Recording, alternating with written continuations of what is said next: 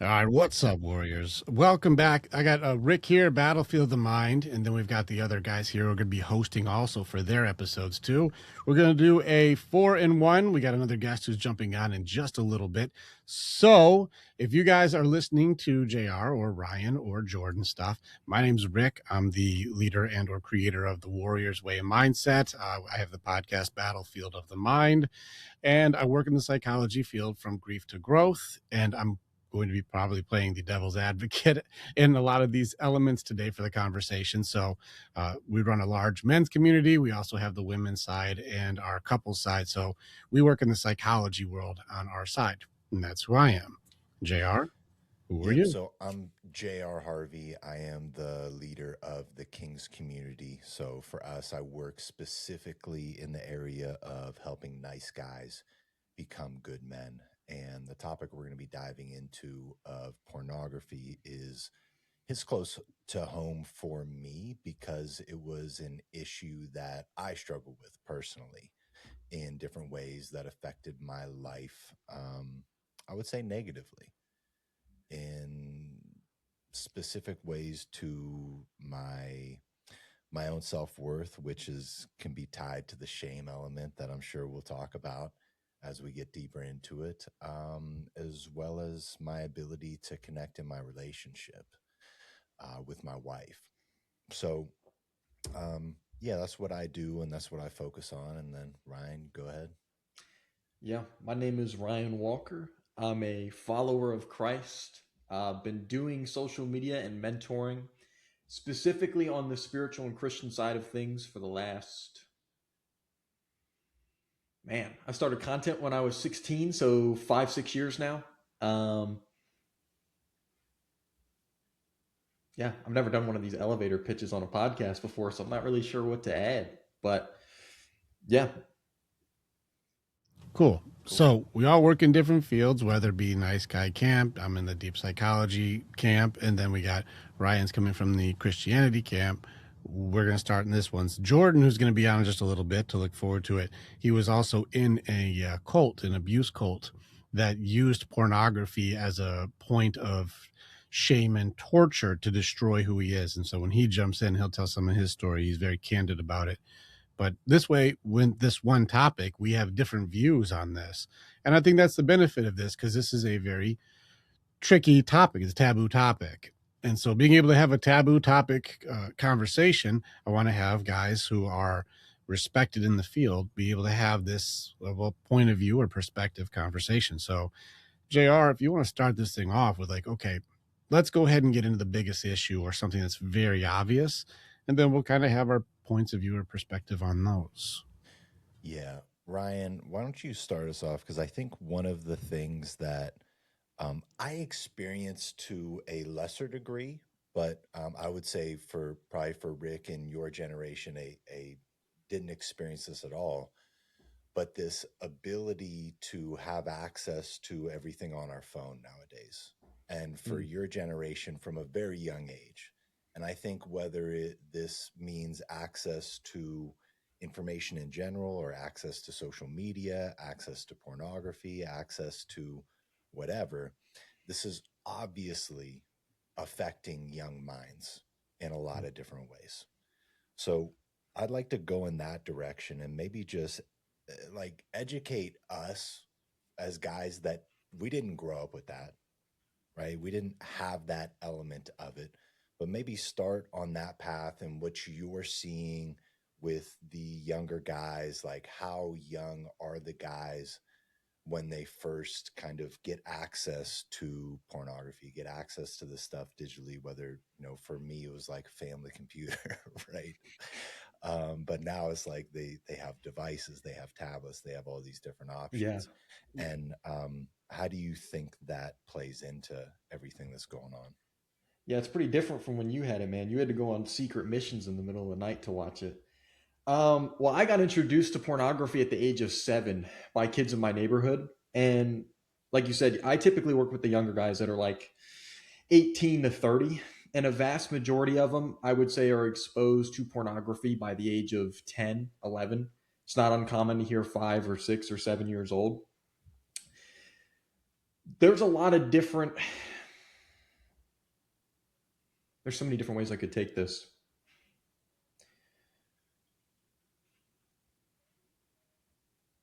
I think probably the thing it changed the most in my generation compared to yours is how dating works and how the perception of dating works. Not just with pornography, but also just with social media. The vast majority of kids my age are been exposed to, for starters, more naked women than virtually any man in history has ever seen by the time he's like 12. He sees countless people that are in just some of the most degenerate situations, constantly comparing himself to other men, endless standards for women. There's constant content that tells him how evil women are and how cruel everything is and how corrupt everything is. And I fell down those rabbit holes as well. I know I've spoken to both of you at a pretty good length about like the red pill content and stuff because I found that when I was like 15, and that really warped my perception as well. So I don't know. That's such a big question. It's like there's so many different areas you could go with it. But I'd say the number one, more than anything, it takes away is just I think the dating and the way that you guys did it and how it was so different from the way we had it. All right. I want to hear on this one. Okay, give me some perspective on like this is why it's different in dating so I can see what you're grabbing onto. I think everybody's hypersexualizing everything now. I'm not going to say everybody. I'll speak for myself and the people that I worked with. Um, I hypersexualized everything. Even once I got to freshman year in high school, by that point I'd already been watching it close to a decade. And there would be nice girls that I would meet, and I thought they were cute, and we'd get along. And there would be this voice in the back of my mind that would compare them to anything else I had seen in videos, mainly physically. And so it was like, yeah, this person's nice, they're great, but what if I can get something better? And then as I progressed through high school, there would even be instances. This was obviously before I became a Christian. I didn't grow up in a religious household or anything like that. But I would have opportunities to go on dates or hang out with women or even hook up with people. And I would trade uh, the risk that was in that and maybe the uncomfortability that was going out and doing that for staying home and just busting a nut at home and then just going back to video games or going back to whatever I was doing. All right, so we've got conversations, or even the concept of even conversations that would be hypersexualized to begin with. There's most likely, like you said, the objectifying or using element too, where it's going to be a part of like, I just see you as a thing that can be upgraded. Like if I can get a better one, I'll just get a better one. Like I can, like it's like a product that like, oh, I can now get a better version. Mm. And if I can upgrade this product, then I'll look for the opportunity to upgrade.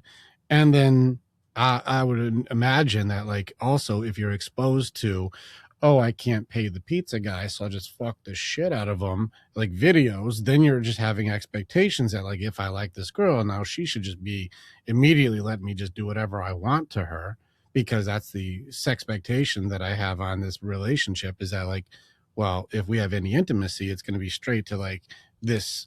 I can do whatever the heck I want. I can fuck you in any way I feel like it mentality. Even though this girl's working on first kisses, you're still thinking about how you can fuck every hole she's got. And it's like, okay, wow, the expectations now are off the damn charts and just our initial dynamic. And we're in high school. And that's a really tricky situation to be in, especially for the girl to go like, wait, you think I'm supposed to do what? Like all this fucked up shit. And the more exposure you have, the more fucked up the shit you probably want to do.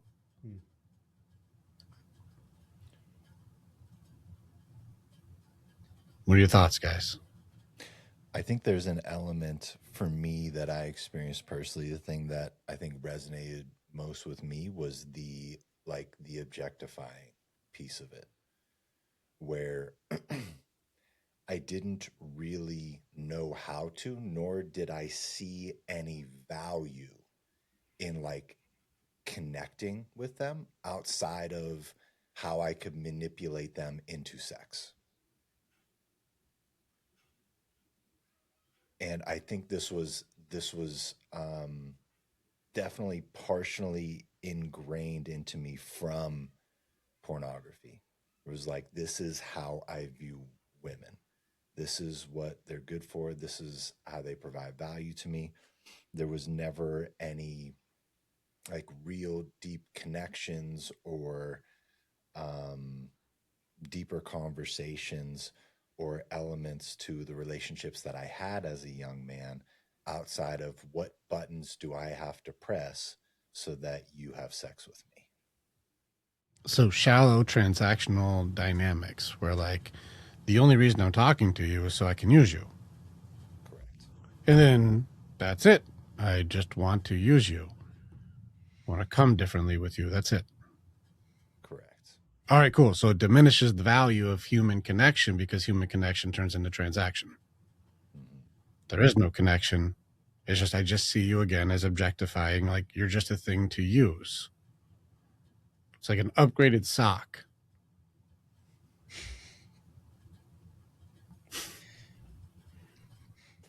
That's what you guys would see a woman That's one as. way to put it. She's an upgraded sock. That's fucked up. It is fucked Yeah. up. It is fucked up. You guys are looking at ladies as upgraded socks. I just a better sock to fucking come in. Well, I think upgraded sock, yeah. And and maybe this is outside of porn related, but as I'm thinking about it, is also there's also the element of like the trophy of I got her and I want to show all the other guys that this is mine. This is what I've achieved in this way, which I don't know that it's tied to the pornography element of this, just more so the mindset that I was in at that point in life. Mm. Yeah, I don't think that one's necessarily as linked to pornography because I mean, like, how often would you be out going, guess what I get to fuck? Like, that was very rarely probably a conversation that was like you're walking around with. But if people see, like, I think the arm candy thing works both ways for both men and women. That has nothing to do with pornography. Mm-hmm. Like being proud of who you're with and being like, this is my man, this is my woman. I don't know if that's necessarily pornography based, but it could also, you'd have to stretch it to make it I so think it's it's I think it's not so much I wouldn't view it in the positive way where I was at that time of I'm proud of like this is my woman. It was more so the just the external validation piece for me of like I need you to see that I'm with her so that you think highly of me because that's what's missing in me.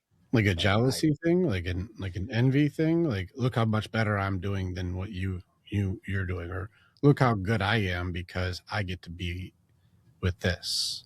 the latter is I Oh, want you to think that I'm good so because I you'd be don't. using her beauty as a trophy for your value. Correct, exactly.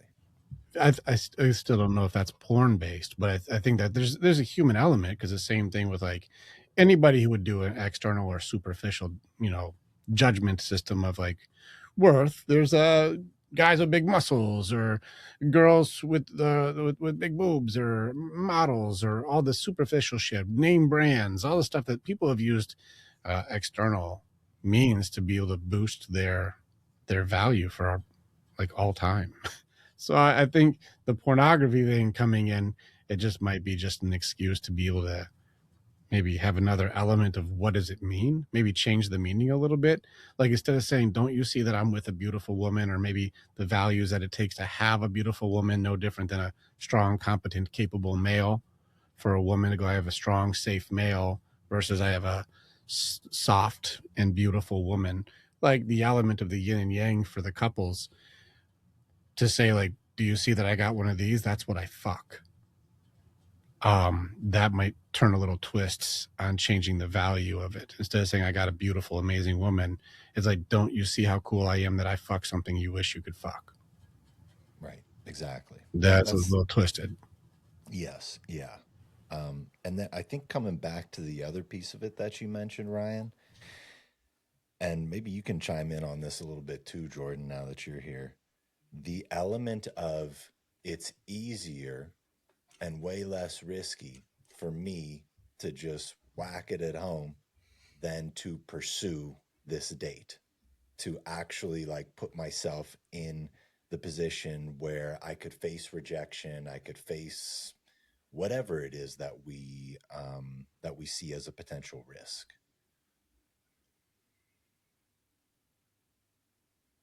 Well, Jordan, it would help if we could hear you first.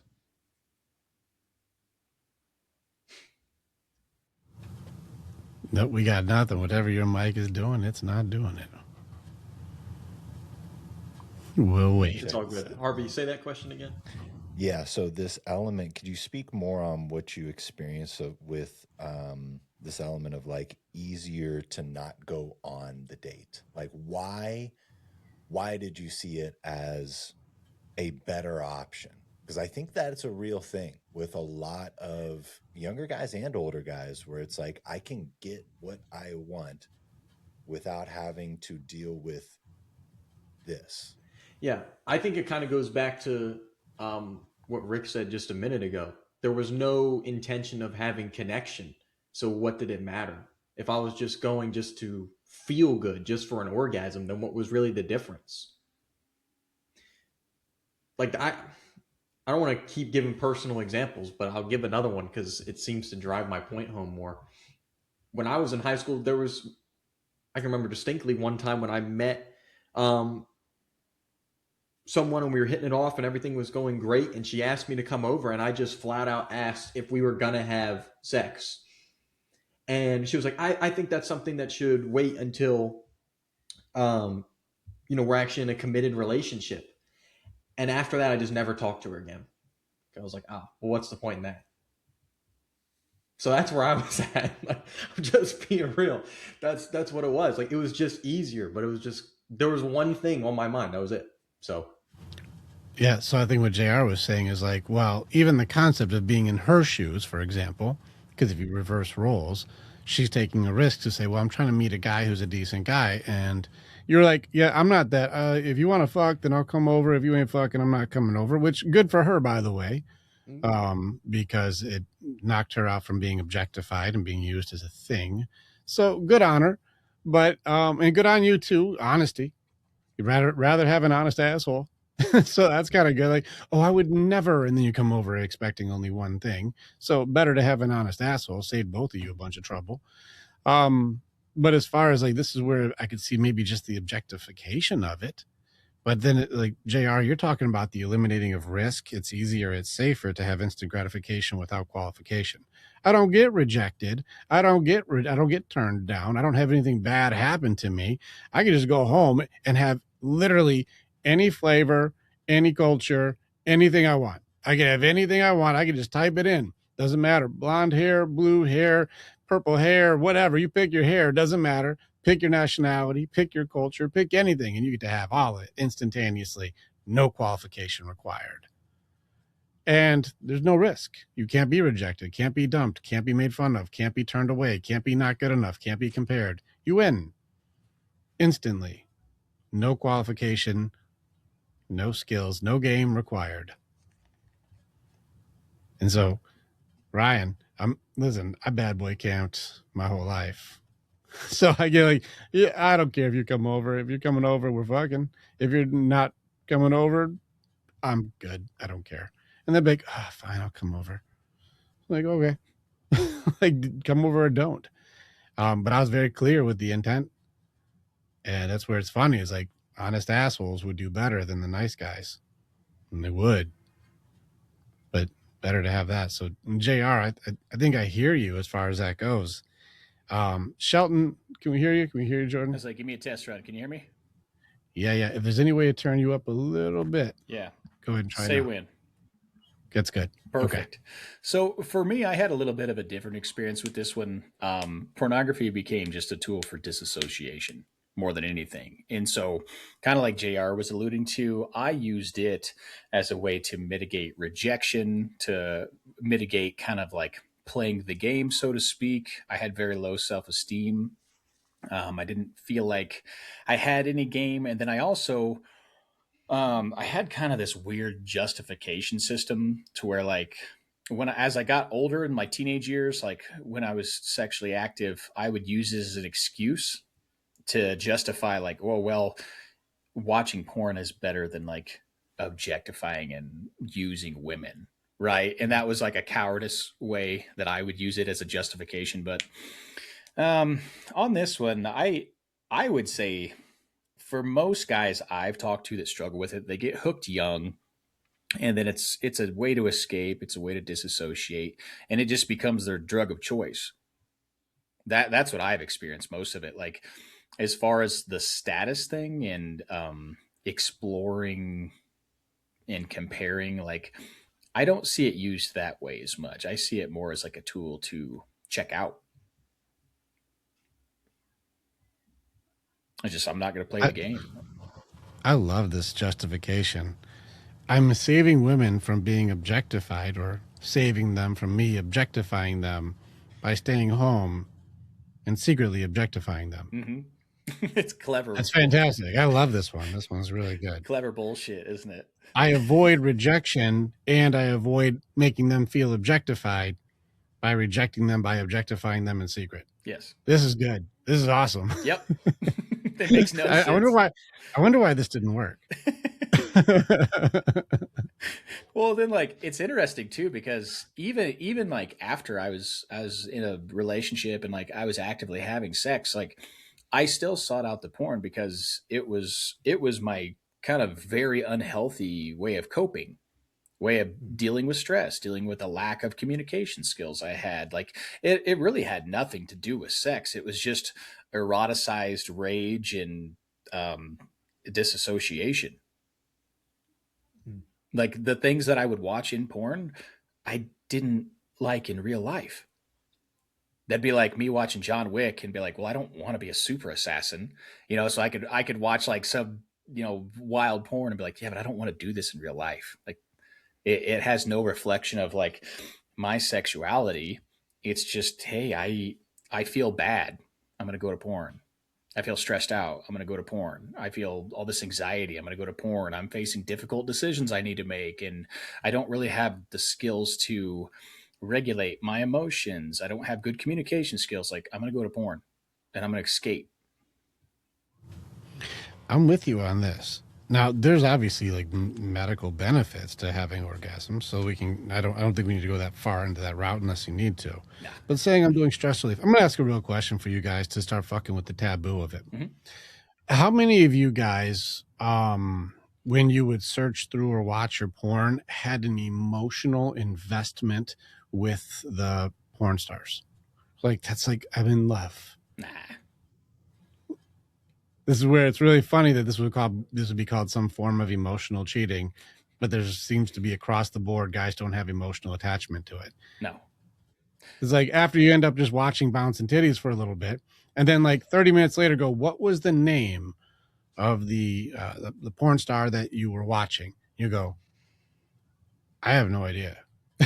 Like I wasn't invested in caring about who that was. I just enjoyed watching jiggly parts until my hard part was done. Yeah, that's accurate.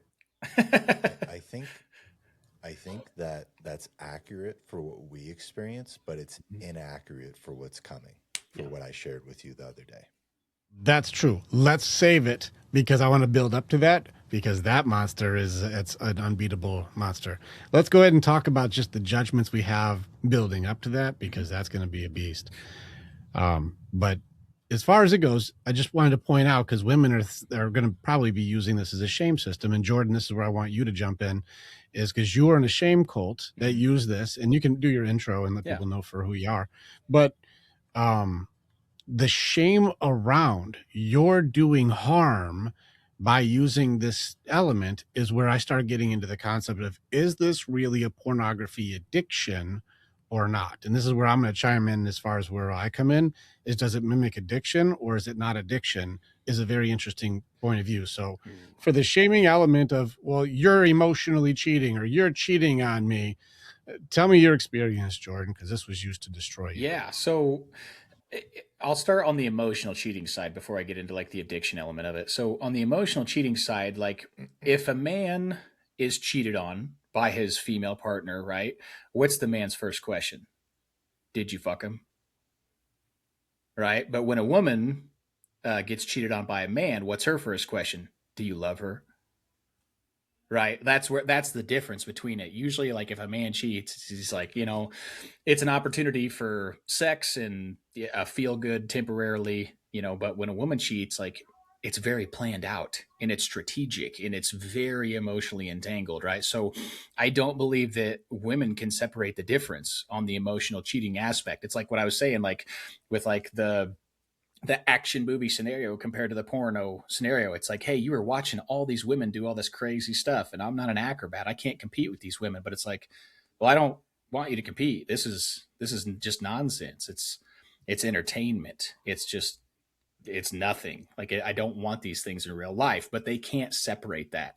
That's what I experienced. And so I was in a sex addiction recovery, what I would consider a cult, for many years. I have done the best of the best programs. I've been, associated with Pure Desire, with Doug Weiss, with Jason Martinez, with, I mean, you name it. I've with Patrick Carnes. I've read so many books. And the thing about sexual addiction is like, I don't think it exists in the way that it's marketed, and that's a key word, because it is marketed as a very specific and intense sector of like the therapy community, right? Because they make it this unbeatable monster, and then they entangle it with love, they entangle it with objectification, with cheating. You can hit all your major points, and then they can market it as a specialty. But once you get the guy a little bit desexualized, because it does mimic very addictive tendencies, right? Because it hits the dopamine circuit really well, really well.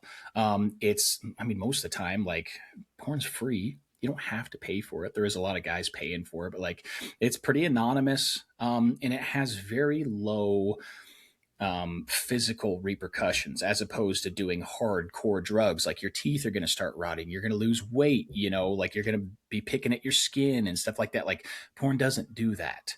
But what it does do, as far as the addiction side, is it will mess up your brain chemistry. It'll mess up the way that your body produces dopamine. It kind of hijacks your pleasure system. You are getting false senses of like oxytocin and serotonin that mimic kind of physical connection or romantic relation. And then like there are some guys where like they have their favorite, porn stars or whatever, and they're like, oh yeah, this is my go-to. Like I know that this chick does it for me or whatever. But there really isn't like an emotional attachment. And so when you get the guy to see like, hey, why are you using this? What are you trying to run away from, or what are you trying to escape from? And you give them the opportunity to kind of address the wound, the symptom goes away fairly easy. Like pornography is not this hard to beat. And the people that they're really stuck on it, like kind of like JR was alluding to, is their kids. They start looking when they're 8, when they're 10, and they don't have social skills. They don't know what a woman is like. They don't know how to interact, right? And then they're building up these false expectations of, this is what sex is, this is what love is, this is what women are, this is what they like. Like I need to have a 6-pack, I need to have a 10-inch dick, I need to be able to fuck for an hour straight with no breaks. Like I need to, take her through the ringer, but like that's not reality. And so the hardest thing for people that get hooked on porn young is reshaping their worldview and the belief system that they have around love and sex. So that's why the addiction element is so hard to recorrect, because it takes two key elements, right? It takes discipline, like it's a choice.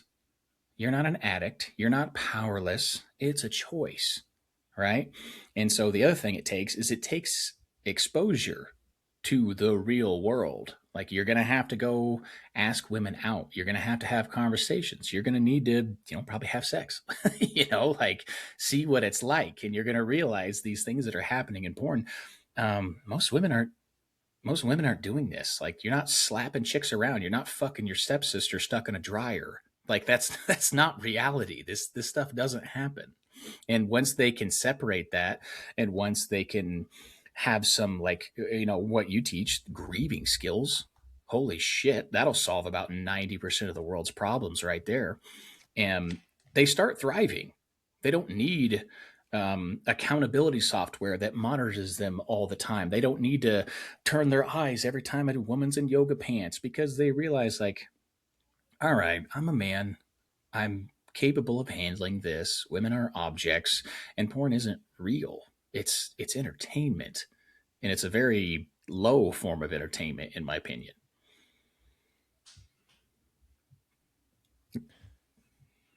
Covered a lot of ground there, so hit some points that you're seeing on that one.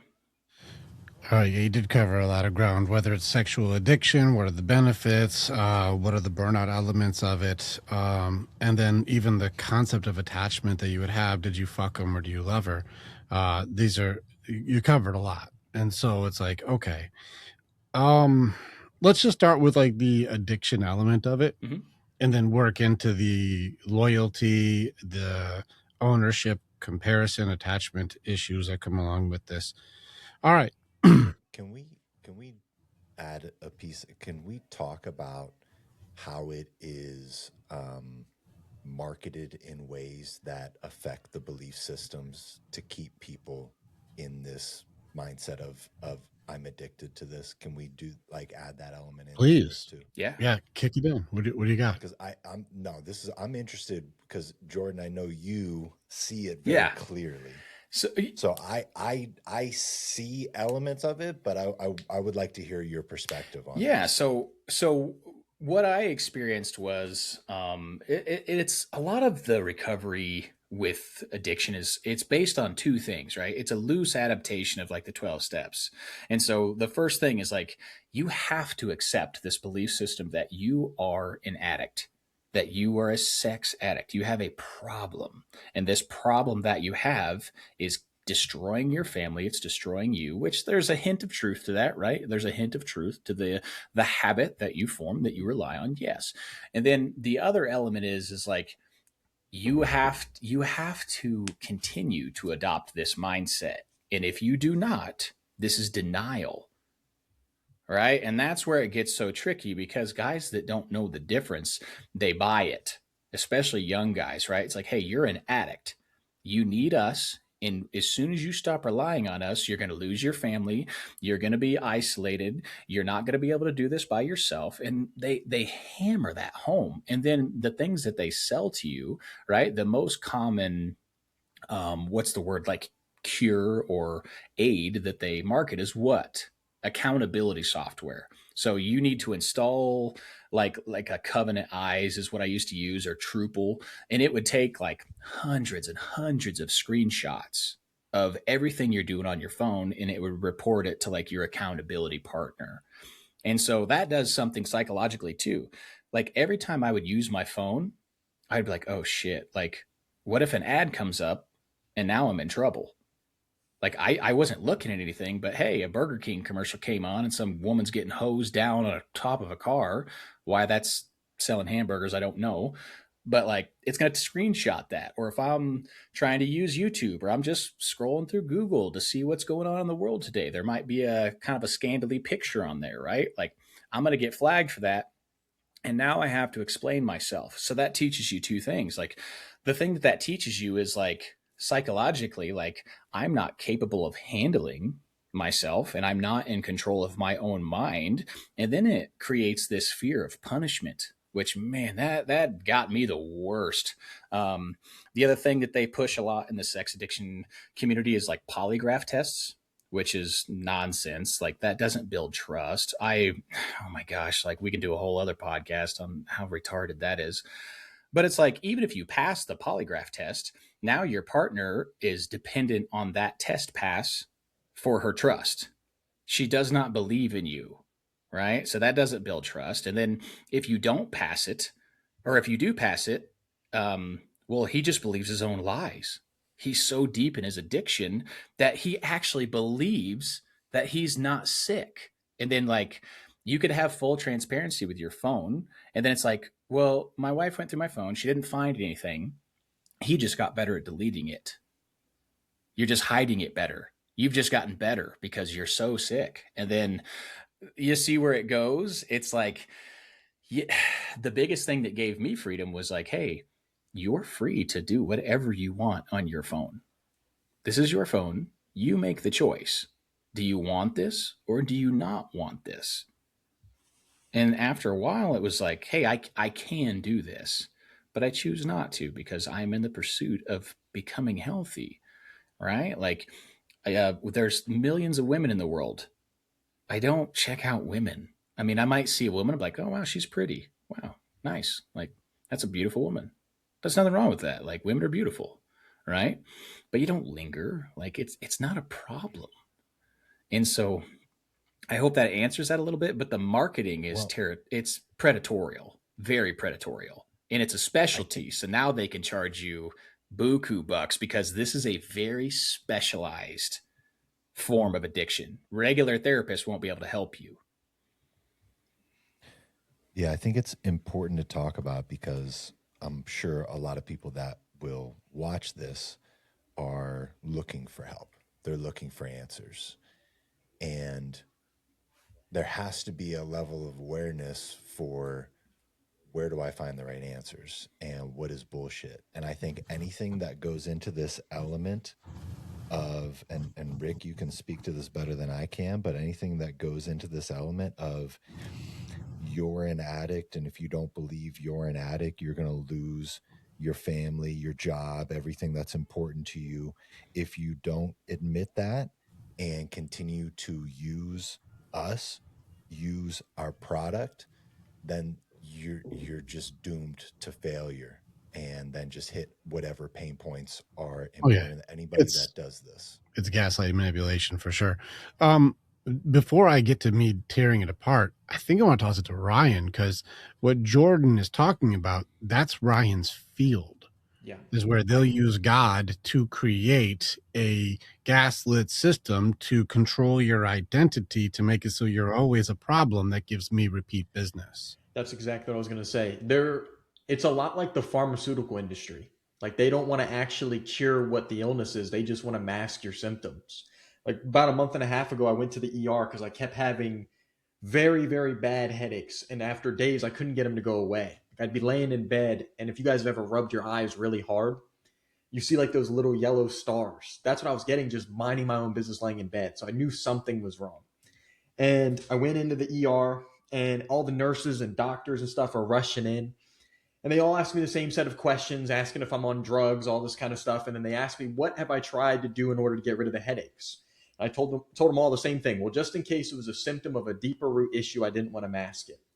And they would all go, huh, okay, that makes sense. And then the main doctor, she comes in and she asks the same question. I give her the same answer. And she looks me dead in the eye and goes, huh, well, we're going to mask it here. And I was like, great, that's perfect. Thank you. And that's how a lot of it feels, especially with the accountability software. Um, I like what you said about this idea of trying to get you to admit that you're an addict. I'll have to call guys out on it that have been in like, I don't know what the groups are called, but it's like Alcohol Anonymous. It's like for quote unquote like sex addicts. And we're going through a call and they'll keep calling themselves that. And I'll just have to call it out. And if you want to look at this from a spiritual perspective, the scripture talks about taking God's name in vain. And I think there's many different meanings for that. But one of which is in the Old Testament when Moses is talking to God, he says, who shall I say has sent me? And God says, tell him the I am that I am. God's name is I am. And I've heard a minister say this before, but when you are saying I am and then infusing that with, whatever you say afterwards, you're infusing that with like the power of God, with the power of eternity, something like that. And yeah, I think for starters, even just the way that you speak, Proverbs 18:21, the power of life and death are both in the tongue, you will eat the fruits thereby of. Like you got to stop calling yourself an addict. First of all, I don't believe it's actually an addiction. Um, at least from my perspective, accountability can help, but it needs to be people. Because sometimes the things that are going to drive you back to begin with aren't going to be because you saw some ass. It's going to be because I told Harvey this the other day. I got extremely tempted to go back. You know how it happened? I was sitting trying to make YouTube videos, and I got so caught up on trying to make a good YouTube video that I started looking at other people's content, and I was like, man, his videos are so much better than mine. Maybe I need to make something like that. Maybe I need to take a title like that and use a thumbnail like that. And after a while, I got so overwhelmed that it was just like, screw it. Like, I'm just going to go back. Like, I started to get tempted just from that. It's like, that has nothing to do with seeing ass. I just needed to vent. I needed to take some time off and just, I literally had to change it in my calendar. This is a side point. I had to change it in my calendar when I go to make YouTube videos now. It says make bad YouTube videos, because I had to give myself permission to suck. So that way I didn't have to try and be perfect when I was making my content. But yeah, when I do accountability with all the guys that I work with, but it's just direct. It's just us talking. You don't need apps or any of that kind of stuff. And maybe this isn't the most spiritually wise thing to say, but the analogy I use for a lot of the guys with the blockers is, imagine you were in a relationship and there's two versions of you and two versions of her. And in one of these dynamics, every time she goes outside, no guy looks at her, no guy hits on her, nothing happens, right? And she's loyal to you. She's loyal. That's cool. That's great. But then there's another version of your guys' relationship where every single time she steps outside the house, guys are hitting on her and asking for her number, and athletes pull up in Lambos trying to get her number and get her to hop in, and she still doesn't do it. She's still loyal to you. They're both loyal, but honestly, I would argue the second one's loyalty means more because she has the option to leave but doesn't. In the same way, if you have to have blockers that block everything on social media and every possible website and everything you could possibly look at, did you actually change? Or are you just doing behavior restriction? Does that make sense? So, yeah, you got to cover things a lot there, and that goes into a lot of elements of the blocking or the choice. This gets into cowardice versus courage, being able to be authentic. This goes into Apollonian or Dionysus. This gets Nietzsche, gets into really big on where the Apollonian version of the guys who would go towards order, which means like, I never even put myself in that situation, which makes me a good person. And it's like, well, no, if you never are in any adventures and are never in a situation like this, you're not being brave or good. You're a coward. You're just avoiding and calling it heroics. Avoidance isn't heroic. But the Dionysus element is like orgies and fuck everything and get drunk and let's go fuck around and be nuts, wild. Let's do everything, right? And like that goes into the extreme the other way, which, you know, this is where you have to try to find your balance of, I can walk the line and still be authentic. I don't have to go extreme this direction or fear it, but I also don't have to go extreme this direction and completely submit myself to it and be swallowed by it. can So I add more onto that?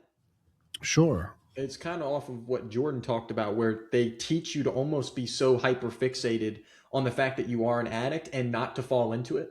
Well, there's a verse, Proverbs 23:7, that says, so a man thinketh, so is he. If I'm constantly thinking on trying not to sin, what is my mind actually on? It's on sin. And if I'm thinking about sin, guess what I'm going to end up doing on a long enough time frame? I'm going to sin. And then there's a verse, Galatians 5:16, that says, therefore, if we walk in the Spirit, we will not fulfill the desires of the flesh. I know this sounds silly to say, but notice how the verse didn't say, if you don't walk in the flesh, then you'll walk in the Spirit. That's what everybody tries to do. I'm going to get so hyper fixated on everything I need to do to stay out of pornography, rather than just shifting your mind, in my case, with what I teach with my guys, to Christ and what you're building and who you're becoming. Like, just get your mind fixated on that stuff and you won't think about the lust and pornography nearly as much. And therefore it becomes easier and easier to get rid of. I agree. I like that flip that you did there. That was good. There's three different things there. That's three completely different topics that can just go really powerful too. I want to try and knock this other one out though. Also, I want to point out something that you did, just so you, like, this is just brother to brother. When you were trying to do the YouTube video and you started comparing yourself to how are theirs better than mine, and then you started doing an element of envy. How come he's better than me? You felt like you were losing. Your envy led to, I need a win. I need to feel like this comparison is making me feel not good enough. I need an instant gratification that makes me feel like I'm wanted, desired, or winning. I needed a win. So you'll go to instant gratification without qualification to feel like a winner. Mm-hmm. And so it makes sense that you would go to what's a category I can just win in right now when I felt like I was losing when I compared envy to this guy, then lust over here will make me feel like a champion again. Yeah. Yep. Yeah, that even reflected in the type of videos that I would watch. I don't know if you want to go there because once again, that's a whole different topic. But No, we don't have to do that. I'll let it fly. I don't care. I'll say it. No, that's okay. We can do that on a different time. But as far as even just the reason I pointed out is because, like, again, guys may not be recognizing, like, why did my behavior go to that? Mm-hmm. Like, why is it when I said, I'm not as good as that guy, it made me go right to something else? Like, what's the link? It's like, well, I felt not good enough. I needed something to make me feel good. And that's your pleasure system. Your pleasure system now goes into the abuse of pleasure system. And that's, Jordan, what you were talking about is now it goes into now you're an addict. Well, if you break it back down again, no, this is just more like I need a W under my belt. So this would be like saying, women, if you feel like you're not good enough and you go shopping, since you wanted to go feel good because you bought something today that makes you feel pretty, you're an addict. You see how I added a judgment to a behavior that I wanted to win. I went and got myself a W. And that W now can be judged and shamed as you are now a shopaholic. You're an addict. It's like, no, I just wanted a nice shirt or a blouse or a purse or whatever I wanted that makes me feel good. Well, it's the same behavior. It's just now who's judging or who's shaming. I want to point something out for the addiction element of it. And I want to stay with this before I go into the walk in the flash and the tricks that people play, which was really good, Ryan. Is this an addiction? I also lean in with Ryan on I don't think that pornography is an addiction. And the people who have the biggest issues are just like any other element that you have of people who do radical abuse, which is under 7% of people who do, like, they're watching porn for like 8 hours a day or plus. Like, they're just watching it all day and it psychologically and neurologically fucks them up. They get, ED, erectile dysfunctions, and they have all kinds of issues. But that's extremes. And that goes for anything. Like, take extremes on medication or do extremes on partying or extreme on literally fucking anything. And you start getting fucked up. It doesn't matter what it is, anything extreme. I want to tell you a survey I did with our women on the women's side, which really messed up, is this an addiction? For anybody who wants to do control systems, this was necessary for me to understand, is it an addiction or not? Because, Jordan, this was an identity that was forced upon you, that you needed polygraph tests to show whether you are good or bad. And I needed to convince you that you're shamed into compliance. And so I have to see, is it an addiction or not? I asked the women, I said, ladies, if you found out that your guy used pornography 4 times this week, would that upset you? Unanimously, all of the women were upset. They're like, that would be upsetting, yes. I was like, so the action itself, not good. They're like, yes, if he used pornography 4 times this week, I'd be upset. And I said, now what if you found out that all 4 times, and every time he uses it, it's only images of you and videos of you two? You're the only woman that he thinks about while using this pornography, and you're his favorite porn star.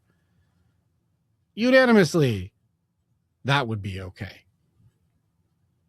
That would be okay. The women were like, if it was only me that he's thinking about, then it would be okay. So that meant, wait a second, that's like me saying, you're an alcoholic, but as long as you drink with me, you're not. Wait a second, am I an alcoholic or am I not? Well, as long as you're drinking with me, it's fine. But if you're not drinking with me, then you're an alcoholic. That's not how addiction works. It's not shame-based, and it's not judgment-based on how you're doing it. Is the behavior not good, or is it okay? Well, it's okay as long as you do it the way that I think you should do it. Now, that's very confusing for addiction, because addiction is based now on approval of the way that you do it. No, it's either not healthy or it's healthy. And if you're like, it's only healthy if you do it how I say to do it, that's a control system. And control and manipulation isn't addiction, not based on like somebody else's opinion. So hold on a second. How can shame be an element of it's okay as long as you do it to just me? But if you think about anybody else or watch anybody else's nipples or butt or whatever, that's not okay. What kind of addiction does that? This is just one out of multiple things I started looking at as the women answered, it's only a problem if he does it like this. But if he does the behavior, if he jerks off 4 times a week, as long as it's to me, I don't care. So it's not the behavior. It's how the behavior is done. That's a control system. All right, tossing it to you guys, just what's your opinion on just if this is an addiction, why is there a loophole? Well, it's because women can't handle, they don't like competition. And so that's the biggest, I've seen this in every way, shape, or form. Like, I'll elaborate a little bit.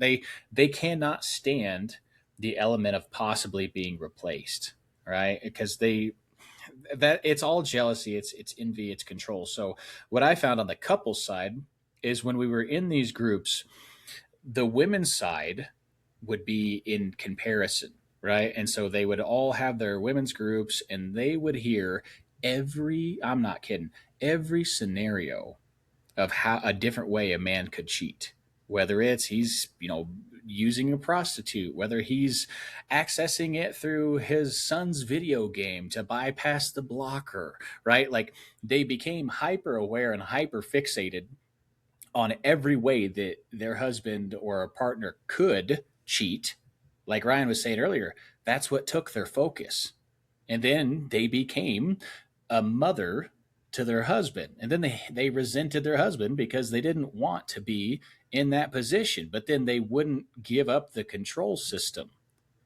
Right. And so even like the tactics that the men were using, it was highly rooted in shame.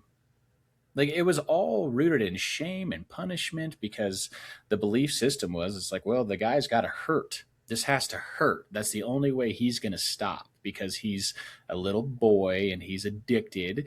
And now you've become his mommy. Like, that's how the women felt, but they wouldn't give up the control system. Like, that's it. They would become police, and then they would be resentful of the role that they refused to give up. And it's sad. It destroys them. It's so fucked up because it's such a demonizing element of something that, like, you're always guilty, even if innocent.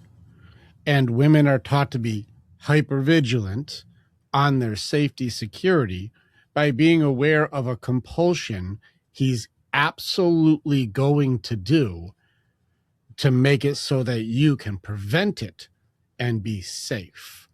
Mm-hmm.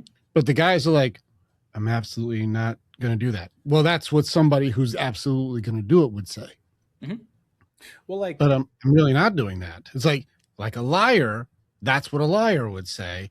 And now you're gaslit into being evil, even if you're good. And she has to protect herself against evil at all costs, which makes you now a villain without evidence.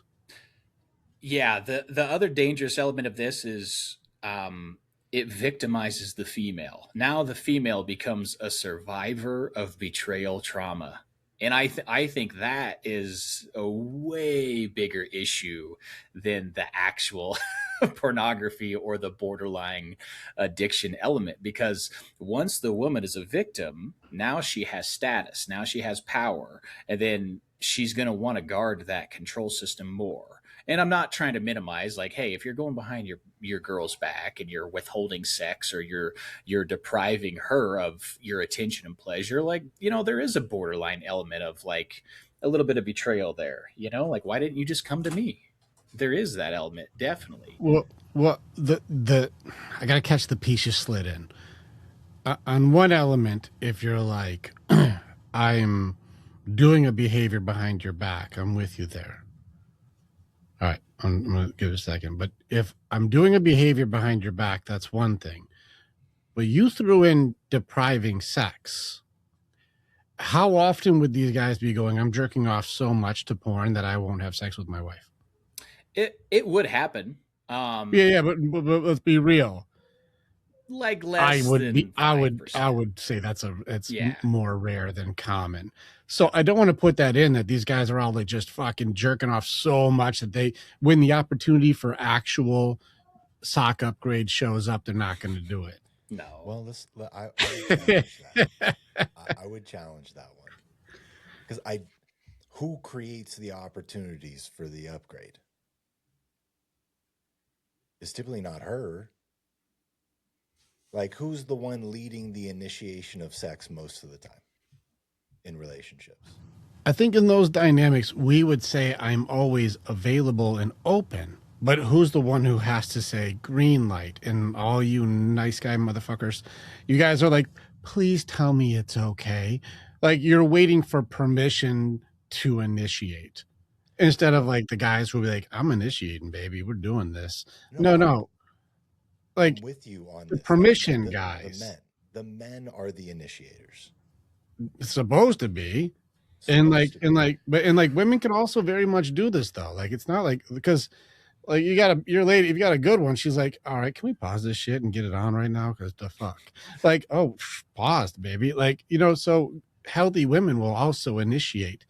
But like for the guys and the women, again, that's a manipulation trick that I kind of like. You see me just fucking pounce on the injustice already, where I'm like, wait a second. So guys have to always, and as soon as we issue absolute, we're in fucking shenanigans. And I think that's where Jordan, you were playing, is in absolutes. So men always have to initiate. But if he's initiating, he's objectifying. But he's only objectifying because he's just trying to get around his bad behavior and cheating. And so the only way he can try to cheat is by initiating sex with you. So he's not cheating on you. And so now sex is linked to not cheating. So now the only reason you're fucking me is so that you don't just cheat on me. And now I don't want to have sex with you. I ran into that too because there was a couple negative side effects of the woman becoming a survivor, right? A warrior princess. Because two major things happened in my marriage. One was like my ex-wife was she bought into it and she became victimized, right? And so like now when I would initiate sex, I'm just using her as a masturbatory aid. And I'm like, no, I love you. Like I haven't watched porn for like months. Like I just want to be with you and connect with you. And it's like, oh, what? I'm not your whore, right? And then the other thing that happened, which really fucked her up more, was like the type of sex that she enjoyed, it wasn't enjoyable to her anymore because she bought into the idea of like, hey, I don't want to feed your addiction by fulfilling your weird fantasies or doing the things that I enjoy and you like even things like, like just like dirty talk, or if you want to pull some hair or something, or like not to get too graphic, but it's like now she was like, I feel guilty for even asking for the things that I like because I view you as an addict and this disgusting, sexually depraved pervert. And that fucks up so much stuff. And it destroys the women. It does. It destroys them. And this is, I think, what you're getting at. I'm just going to triple tap this thing. For all of the women who think that this victimhood is your promotion and it gives you authority to make it so you're keeping yourself safe and secure, they're not understanding. They're destroying an element of themselves that they can't get back. No. And women don't recover from this. You think you're protecting yourself.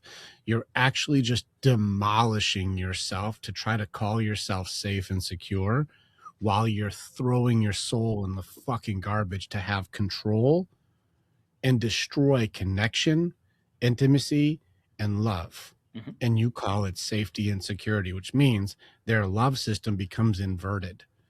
And this means they cannot do love because they're linked to control, and control kills love, but they can't let go of the promotion they got from victimhood for control.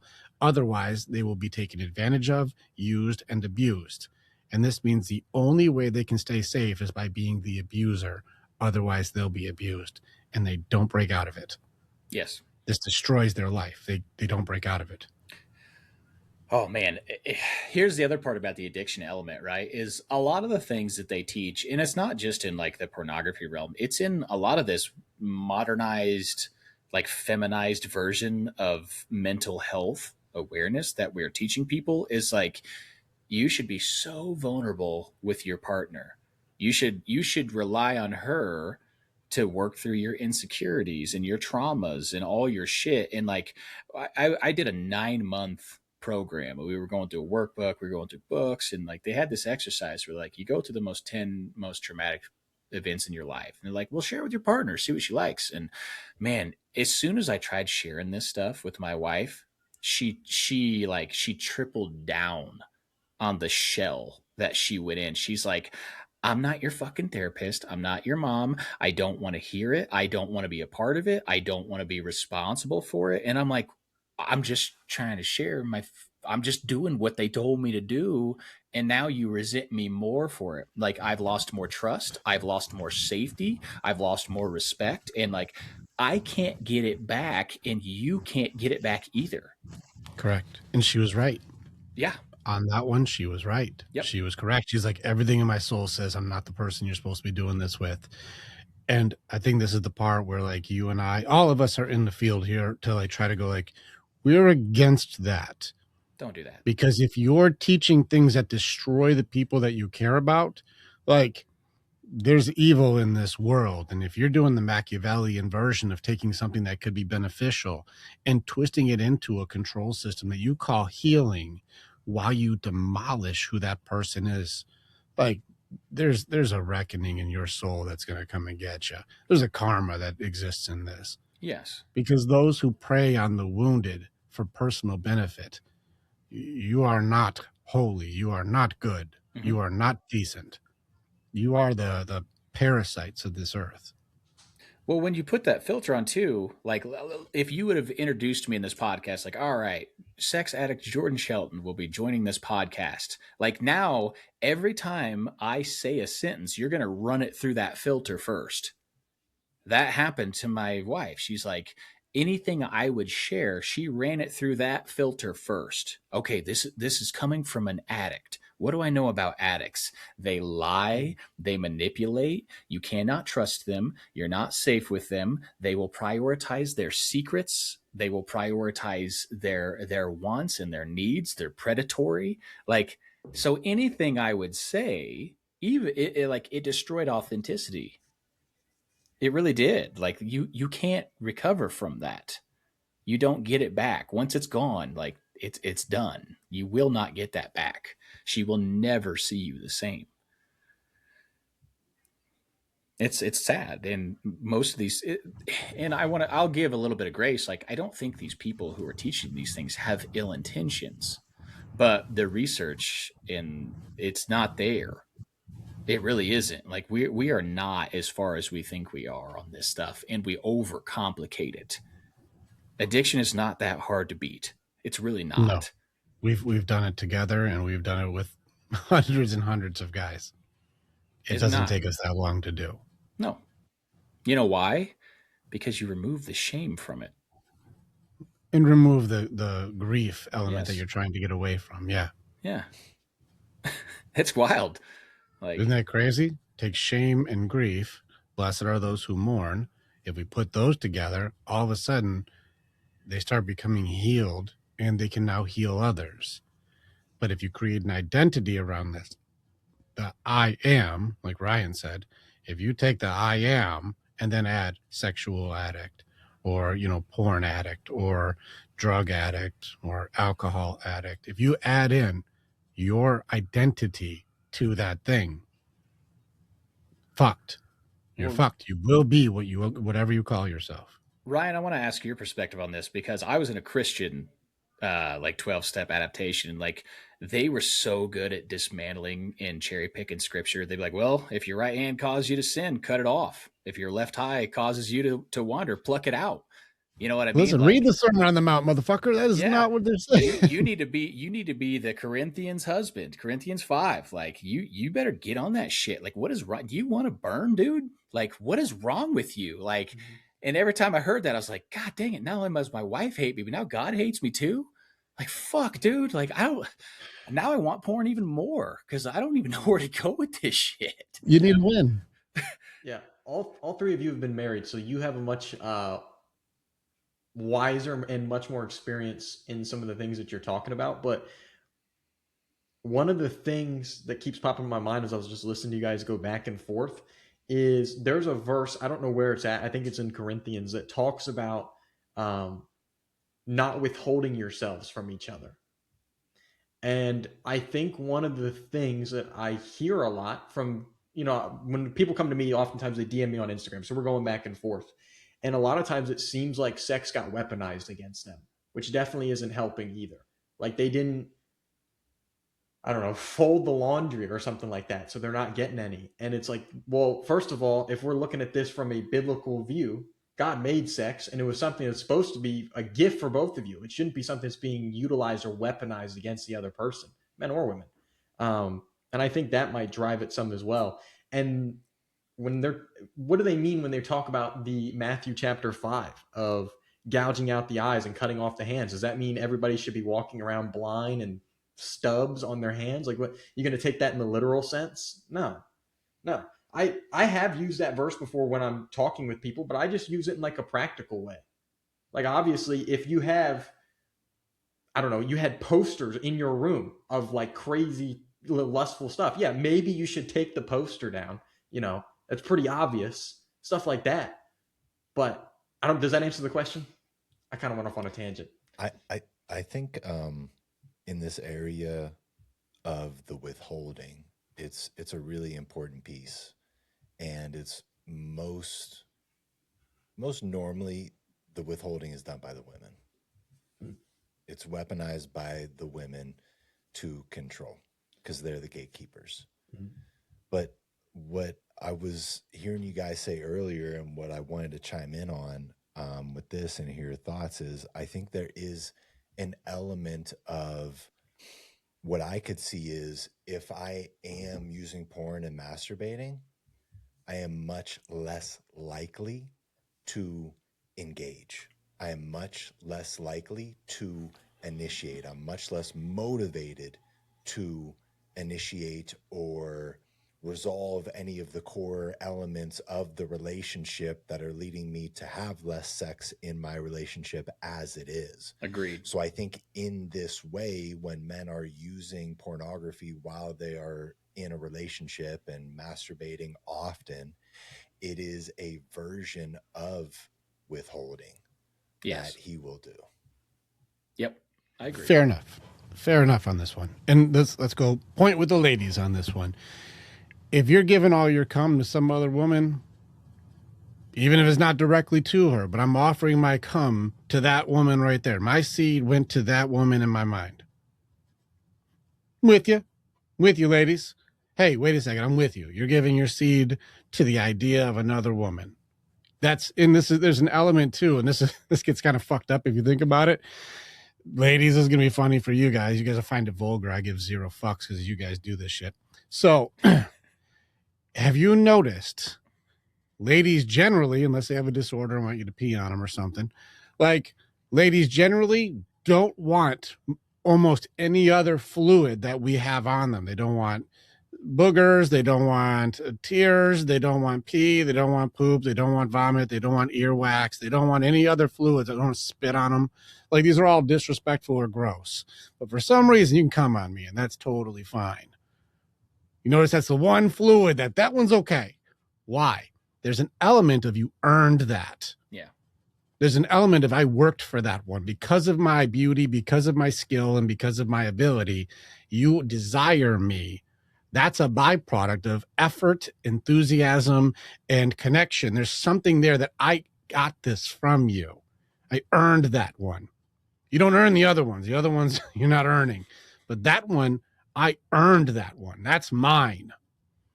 And there's an element of like achievement and success and victory that women get because it is the most power that women have is when we're sexually vulnerable. And I mean, like, while having sex, how much are you in protection mode? None. You're the most vulnerable as a man during sexual activity. We're not protecting. We're not providing. We're not defending. We're not getting stronger. We're not working on potential. We are completely at the mercy of the woman. The woman has the most authority over us when we're in sexuality mode, sexual mode. And it's interesting that one fluid, that's the seed. They earn that. They get that. That's when they have power over us. And they fucking do. And they're well aware that there's power to that. That's no matter how tough the dude is, we are the most vulnerable when sexual.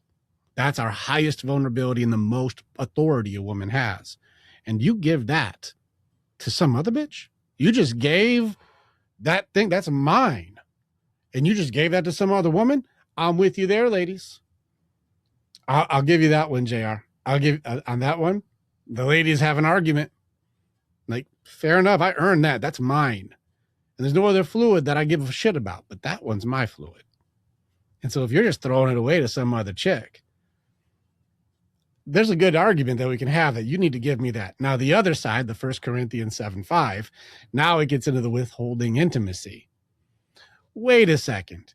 If you own that fluid, but you're not taking advantage of, you're the only one who's supposed to have that fluid, and you don't take advantage of that, you don't use that, you don't connect to that, that's not yours. You're not relieving the pressure of that fluid.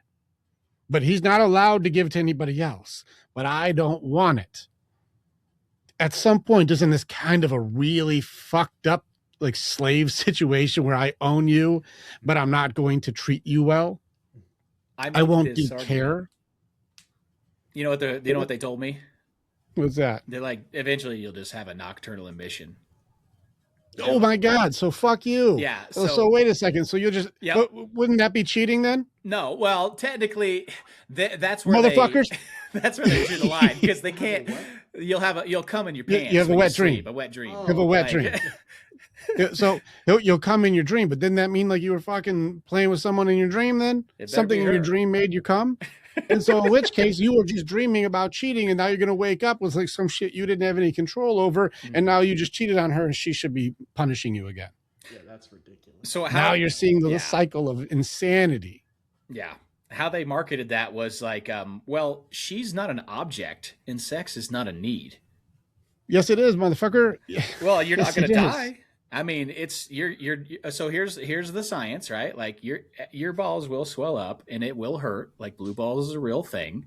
Like if you do not ejaculate for a long period of time, the swelling does go down eventually. Like, dude, the longest stretch I went, like it was probably like, I would say like a solid 7 months. I did not ejaculate at all. There was no masturbation. There was no sex. There was no nothing.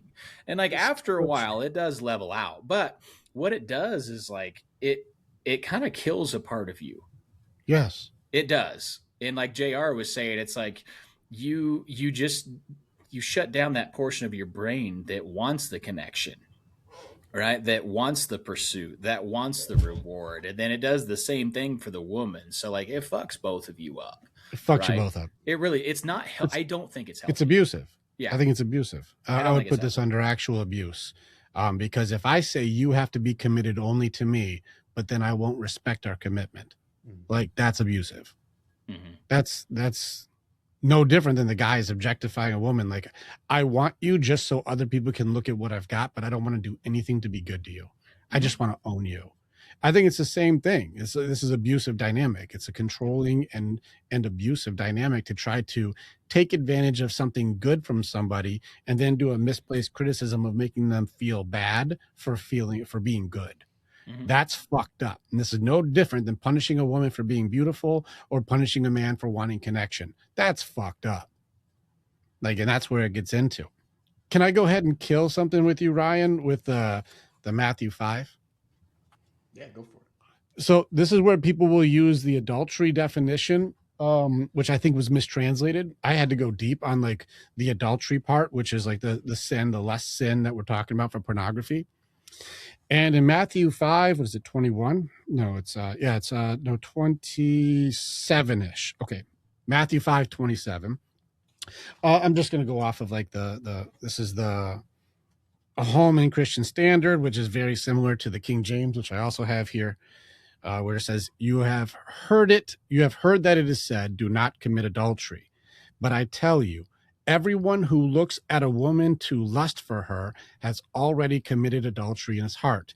If your right eye causes you to sin, gouge it out and throw it away, for it is better to lose one of the parts of your body than your whole body being thrown into the proverbial hell, which is not the actual hell, but even if it was, still. Now, I had to look into this because if that's correct, word for word verbatim, which it's not, just so you guys know, if it's correct word for word, that would mean that if I see some chick in yoga pants walk by and I'm like, I can see literally every fucking crevice of this girl's ass, I sinned. I'm like, well, that's a nice ass. I don't have to talk to her. I don't have to do anything with her. I don't have to get her fucking socials. I don't have to do anything with her. I go, I enjoy the symmetry of that shaking body part. And they're like, oh, well, then you have sinned. Gouge your eye out. You have already sinned. And I'm like, if that's true, that even seeing somebody makes you bad, that would mean God really designed us poorly because men are visual. And we're visual for multiple protection reasons. For safety, security, we can read micro expressions or intentions with small amounts. So men need to be visual, both in the way that we see and we're attracted to, but also for protection purposes, because we catch on to shit women don't catch on to, because we're protection and visual the way that we are. Women are more auditory. We're more visual. So I had to research this, because if that was true, by definition, then, if I were to, let's say my wife, I meet this woman and she's wonderful, but we're saving ourselves for marriage, right? Let's say we're dating each other for 2 years before we get married. Let's give ourselves some years here, right? The whole time I'm dating, I find this woman emotionally, spiritually, mentally, and physically attractive. She's beautiful to me in every category. And I find her very sexually attractive too. She's physically very beautiful, but we're not doing anything. But by this definition, if I'm looking at a person who is in a consensual, agreed upon, loving dynamic, but even me looking at her is a sin. And I should rip my eye out for my looking at a woman who is consensually with a relationship with me, who approves of the behavior. By this literal definition, I am a sinner because I find someone I love attractive. That's in fucking correct. So let's research. I grabbed in on the Message and other versions of translation to go, let's find where does this fit differently. So if you go to Matthew 5, and then we go to the same concept of adultery, the translation got into something more, it's more direct. And the same thing for the 10 commandments of don't commit adultery. I had to look at all the other commandments except for 2 are don't be a cunt, don't hurt other people. But 2 of them didn't make any sense. The Sabbath and adultery didn't make sense the way they were translated. Those didn't make sense. So this one made it very clear. Going back to 27 here. So you know the next commandment pretty well. Don't go to bed with another's spouse, but don't think that you preserved your virtue simply by staying out of bed. Your heart can be corrupted by lust even quicker than your body. Those oogling looks you think nobody notices also corrupt. Yep. And this is from like the Message. So this is like translating the Bible into what did it mean? This got into adultery is when you weaponize sex. If I use sex to destroy marriages, if I use sex to hurt children, if I use sex to pimp women, if I use sex to prostitute, if I use sex as a weapon and hurt people with it, if I want to fuck people against their will or use them and hurt them on purpose, now we're doing harm. And doing harm is very different than seeing yoga pants. Intent to do harm. I want to destroy their marriage. I want to ruin a relationship. I want to destroy a child for pleasure. I want to rape somebody. Now I'm doing harm. And if I'm doing harm, that's adultery. So I just want to take away, did you have an intent to do harm? No, I just watched this bitch run by in her skin tight outfit, but I'm never going to talk to her. I'm never going to hurt her. I'm never even going to fucking meet her. Like, I just noticed that happened. And these ladies today love attention, which they go to the gym wearing painted on outfits and wonder why anybody's looking at them. I'm like, if you're wearing your underwear, you'd be wearing more than you're wearing now. Like, this is one of those things where it's like, well, then what is adultery? It's not simply seeing somebody, it's wanting and having intent to do harm creates that element. And so this is where women will go, if you even look at somebody you've already sinned, it's like, no.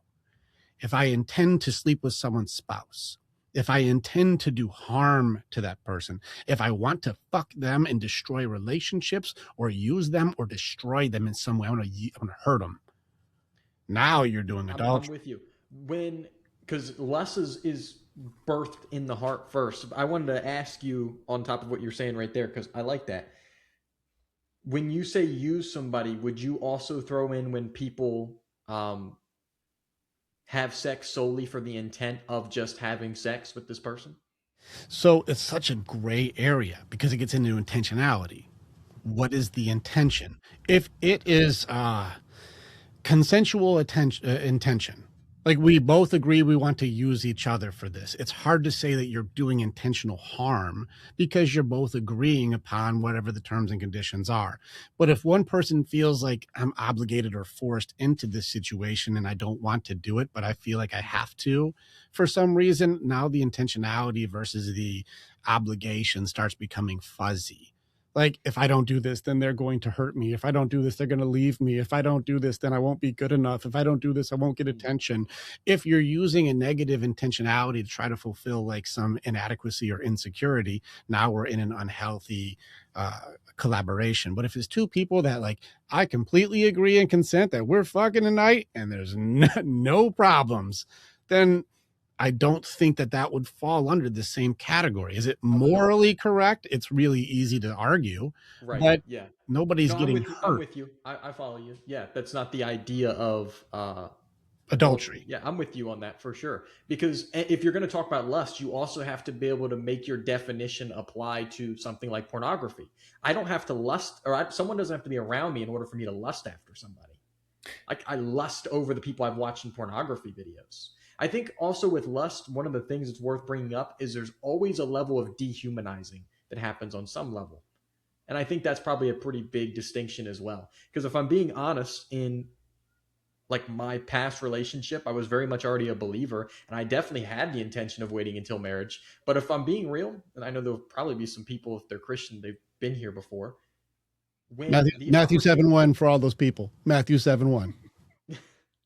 when when you're in love with somebody, and even though that is your intention, having sex with the person you love doesn't feel wrong until afterwards. I mean, you might feel guilty afterwards, don't get me wrong, but in the moment, like, it feels great.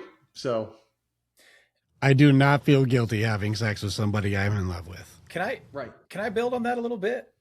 With the concept of adultery, you know what's funny is like we're especially women. Holy shit! Like women's erotic novels, which is porn for women. They love literary and story based porn. Like all the shows that they watch, like all the big hits with the women, they're based on adultery first. The Office, Jim and Pam, they cheated. They cheated first before they got the relationship. Yeah, The Bachelor, Temptation Island. Like, what the fuck? Like, women are constantly being conditioned to, like, hey, he's with somebody else first, and you're the woman who stole him away because you're perfect. Like, isn't that fucked up? Well, Jordan, I don't know. Maybe you guys have experienced this firsthand because you're all married, but I've heard of multiple people who, once they got married, more women hit on them. Yes. Like, once they were wearing the ring, more women gave them attention. It's a game. So, yeah. Yeah, you know, I think. Go ahead, JR. I think it. I would see it more from the opposite scenario that you said, not them trying to steal someone else's man.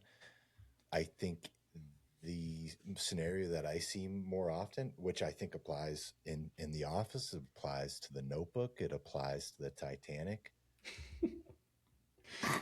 pretty much everyone's Everyone. favorite movie. Yeah. Let's just go through the whole gauntlet of them. Yeah. Well, There's the competing male element too is that the competing males over the one female is important. Twilight, 50 Shades of Grey shit. You start getting into these things where like the apex or the alpha males are also both competing for the same woman, and the women love the Angela version of Dwight or Andy.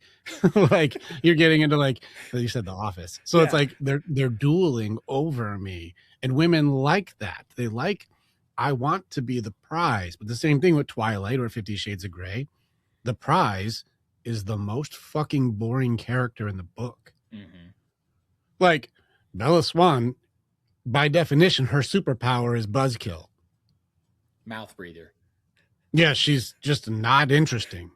No. And the apex billionaire chooses the receptionist secretary who's just trying to get a base level job. What was unique about her? Nothing. She was as basic as you could be. And this is the Cinderella story thing, is I'm loved just for being, but I don't have to be anything interesting. So I'm just kind of triple tapping on like the fantasies along with this all seem to follow two alphas or apexes fighting over me without qualification to be anything unique other than pretty. And that doesn't even have to be very high up. Mm-hmm. Sorry, JR, go ahead. Yeah, I know you were in it, but like I couldn't help that's the element. It's the two men, right? It's the two men, and that it's always a love triangle. Yeah. Every movie that I've ever gone to see with my wife, or a book they turned into a movie, there's a goddamn love triangle where it's one woman, two men.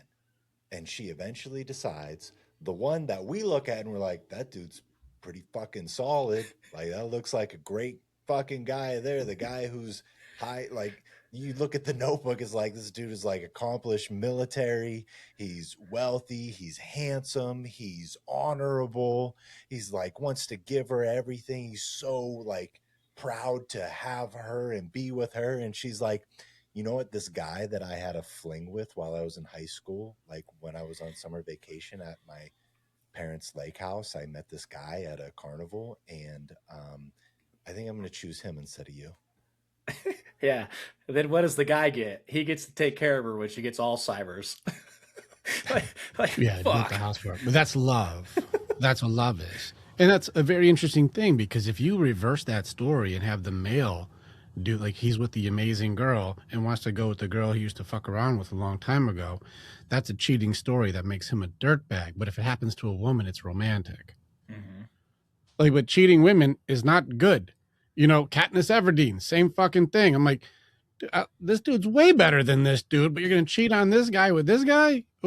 You're not a great one. Like, I was watching the Hunger Games, like, this is not a good person. Like, she's a shitty human. And for some reason, that's considered like the best spot for the ladies to be competed with, like, to get them. And they like that. That's emotional cheating and straight up cheating, and yet somehow justified. But if a guy even sees yoga pants, he should be punished. But you're fantasizing about being with other guys. You're team Jacob or team fucking Edward. Are you thinking, I want to be a necrophiliac or a bestiality? And it's a tough decision for you. Mm-hmm. Because if you looked at it, what women fantasize, the top 5 fantasies were surgeons, billionaires, pirates, vampires, and werewolves. That was their highest 5 fantasies that women were looking up. All of them considered an apex, the cursed prince from Beauty and the Beast. And that's where it's really funny, is you start seeing, like, well, you know, Belle from Beauty and the Beast, oh, she fell in love with him for his heart. And like, well, he was a cursed prince. And once, you know, broke the curse, oh, he could take care of her forever. But what made her unique? What made her special? If you look at her, she's pretty and she reads books. I'm like, well, maybe this pretty girl should have read a book on Stockholm Syndrome, because this guy was her captor. She was a prisoner in his house, and he was not cool to her. And she fell in love with him as her captor. Maybe she should have read Stockholm Syndrome shit, because that's not a good relationship, and we call that romantic. But it was a cursed prince who was abusing her. And that's a beautiful love story. The fuck? Gaston was the good guy. Gaston was the good guy. He just wanted to give her kids and provide for her. He's the egomaniac, the sociopathic, but even still, like, it's like, wait a second, these are weird terms that are going on with these qualifications for what make women feel like they're the prize. I'm with you guys on this one, where the cheating element doesn't make you good, but you want to control the cheating element to be the one who gets to choose to cheat so you can have your options. But if any male ever does the same behavior, he needs to be shamed, destroyed, publicly humiliated, reputation demolition, judgmental demolition, and women will go straight to controlling narrative on social media immediately for accusations, for the assumptions, for creating narrative, for omission of information so they can tell the truth is only from their point of view. And guys just don't put the effort into controlling narrative the way that women do, which makes us immediately look like the villains because they can omit the fact that they were doing the cheating, but he wasn't fulfilling a need that she had to take out the garbage or make more money. You know what's And you're like, wow.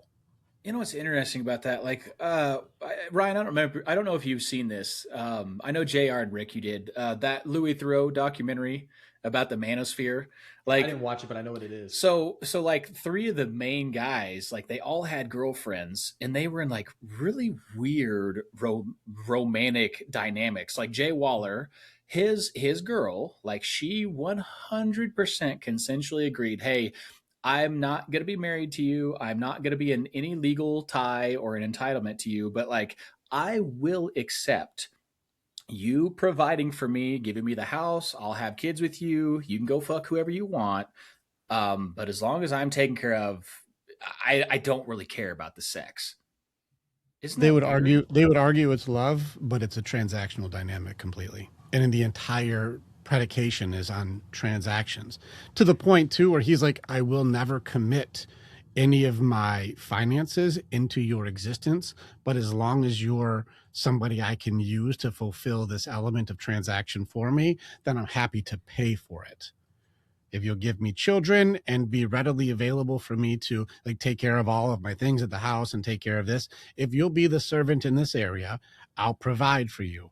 But I'm not going to be committed to you any other way than financial, to where if you ever do some bullshit or we split, I get to keep all of my provisionary element and you can go kick fucking rocks. So make sure you stay compliant while I have no restrictions. That's the financial deal that we have here. And her being superficially driven to where I want the status, I want the house, I want the home. Her safety security is predicated upon being transactional. And so she agrees because it's a better life in all these other categories, but it does remove true love. They'll call it love, but it's all transaction. It's all predicated upon financial agreements. Because he can't remove his financial provision and she'll stick around. But I'm like, they'll take that deal. And I see this with women a lot, especially a lot of these modern women. Like this idea, the idea that I see is women are becoming a lot more masculine, but they don't want to accept the competition of the masculine dynamic. Like we were just talking about, like if you want to fucking be a man, like everybody's going to try to fuck your partner and you're going to have to fend that off. Jordan, just before we go into this inevitable 3-hour rabbit hole, I'm almost gonna have to pause it because we're gonna get away from pornography on this one and get fair enough. Like we're gonna go toward a direction that takes us so far off topic that we won't come back. Yeah, fair enough. We'll save that for the next one. Save it for another one. Like that's a different day because like we're gonna get off topic. Yeah. Here's what I'm gonna do. I'm gonna go pee. You guys keep going. I'll be right back. There is something really interesting on this that I found. Because I don't know that we say women are becoming more masculine, then we got to define like what is masculinity and go down that whole path. And then what I believe is actually happening is women are becoming what they believe is more man-like or more masculine. And what I mean by that is there's like interesting study. I think they took like 200 women through this experiment where they had a control and another group where it was like, we're going to give these women low doses of testosterone, Hmm. and we're going to give these women placebo. We're going to tell everybody we're giving you testosterone, though. Very interesting how the women who were on low doses of testosterone became more agreeable. And the women who thought they were on testosterone became more aggressive and more argumentative. And I think there's this gap of how women view men as well as how men view women and what we actually are in the elements of us. Like what testosterone actually does to us, not only in the negative ways, but in the positive ways. And also what it's like to be them, not only in the negative ways, but in the positive ways. I think there's always this game that we're playing where forever it's been this game of like men need to learn how to treat women. That's the culturally, like every man in the past few generations, if not longer, it's like you need to learn how to treat women right. Right. And you go down this path of like men have grown up learning how they're supposed to treat women, but never what to expect of them. And then the opposite is true of women. They've grown up being told what to expect of a man, but never how to fucking treat one. And they also have this misconception of like what a good man is if they've never seen one. Mm-hmm. Which, by the way, not a lot of good men out there. Yeah. Just like there's not a lot it's a people problem. There's not a lot of really good women either. Why? Because it's fucking difficult to achieve. It's success in all areas of life. And if we talk about being a good person, now we're talking about all the elements, being successful and balancing all the different elements that it takes to do that, which could be arguably the most difficult compared to being successful financially, being successful physicality wise, or in a sport, like in all these other just one trick pony types of areas. You talk about being a good man, being a good woman, embodying all that it takes to do that, very difficult. So then if you've never seen one, if it's never been modeled to you, you have a misconception of what a man and a woman is coming from that. And I think a majority of people are coming from that perspective. And that's why that study was so interesting to me, where it's like the women that got the testosterone placebo became what they thought testosterone would do. They became more aggressive. They became more argumentative. The women that actually got the testosterone became more logical and reasonable. I like that a lot. And that's interesting because I didn't think that comment through before I said it, and I want to try not to make an ass out of myself. But I think that the modern state of pornography and feminism are very closely tied, right? And here's where I'll link this together, right? Like, so our modern state of pornography comes from Alfred Kinsey, from the Kinsey reports in the like, what was it, like early 50s or something like that, like post World War II. And Alfred Kinsey, what he proposed to push on the American public was that human beings are sexual in nature. This guy was a bona fide pedophile. He was proving that babies could reach orgasm and different bullshit like that, right? So, you know who was Alfred Kinsey's biggest fan? Hugh Hefner. Hugh Hefner started Playboy after he read the Kinsey reports, right? So at the same time, you have guys like Edward Bernays and his nephew, Sigmund Freud, right?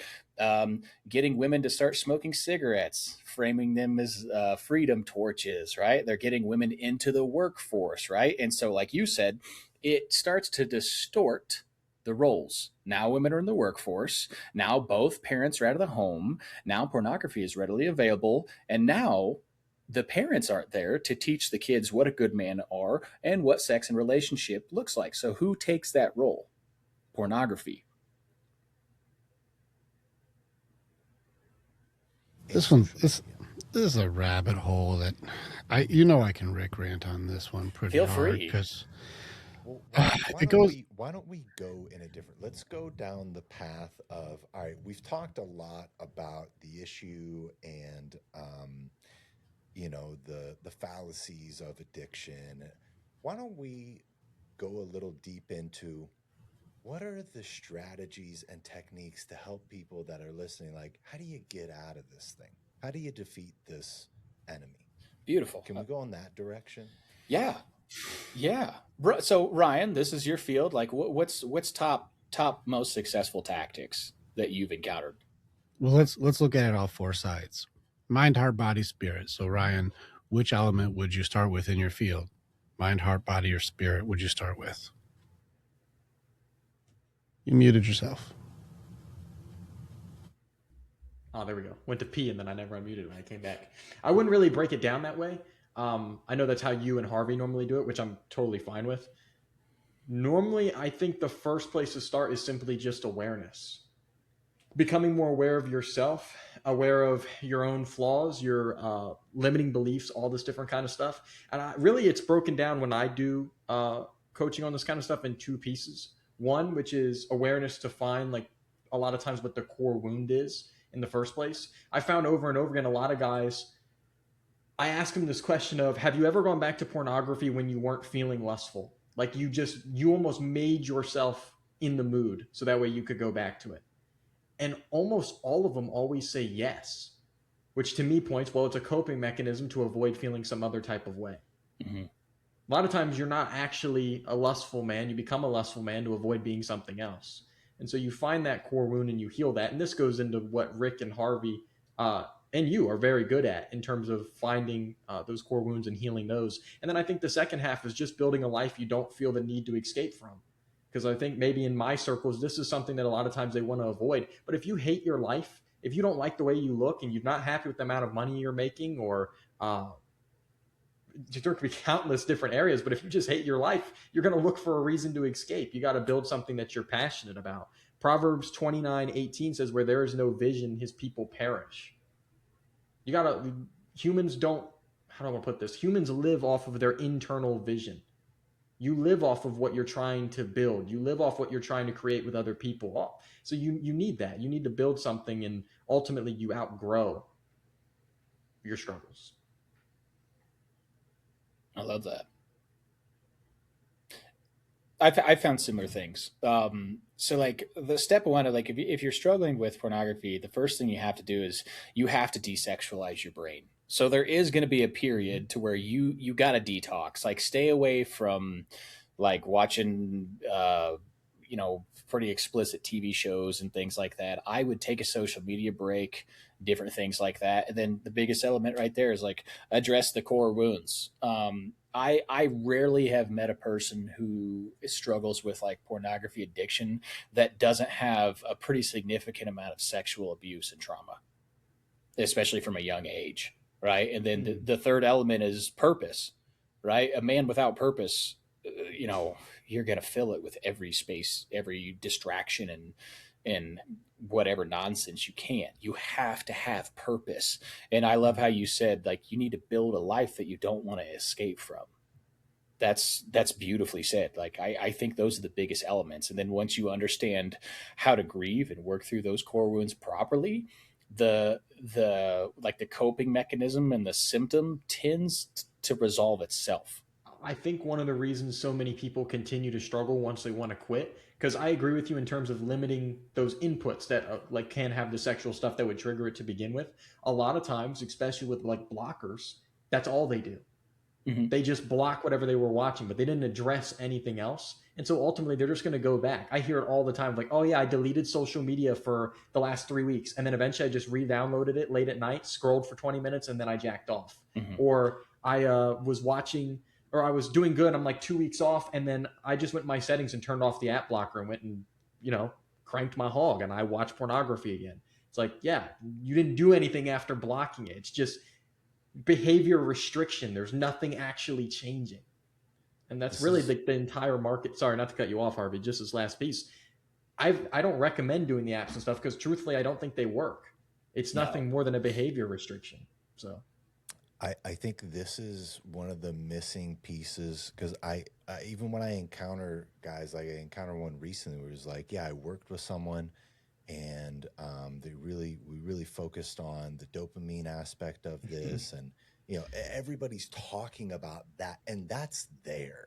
I'm not going to deny that that's an element of the problem, but these guys that are focusing in on that, because that is very easy to see, it's very easy to feel, it's very easy to point out, you're like, this is your problem, and the guys on the receiving end is like, oh, well, yeah, of course that's my problem. So I just need to do like a 30-day cleanse and be accountable to you and go through this process in that way, and then I'll be good. And then they come to me and they're like, yeah, I did that and it worked for a little while, but now it's not working anymore. It's like, well, yes, you didn't fix anything.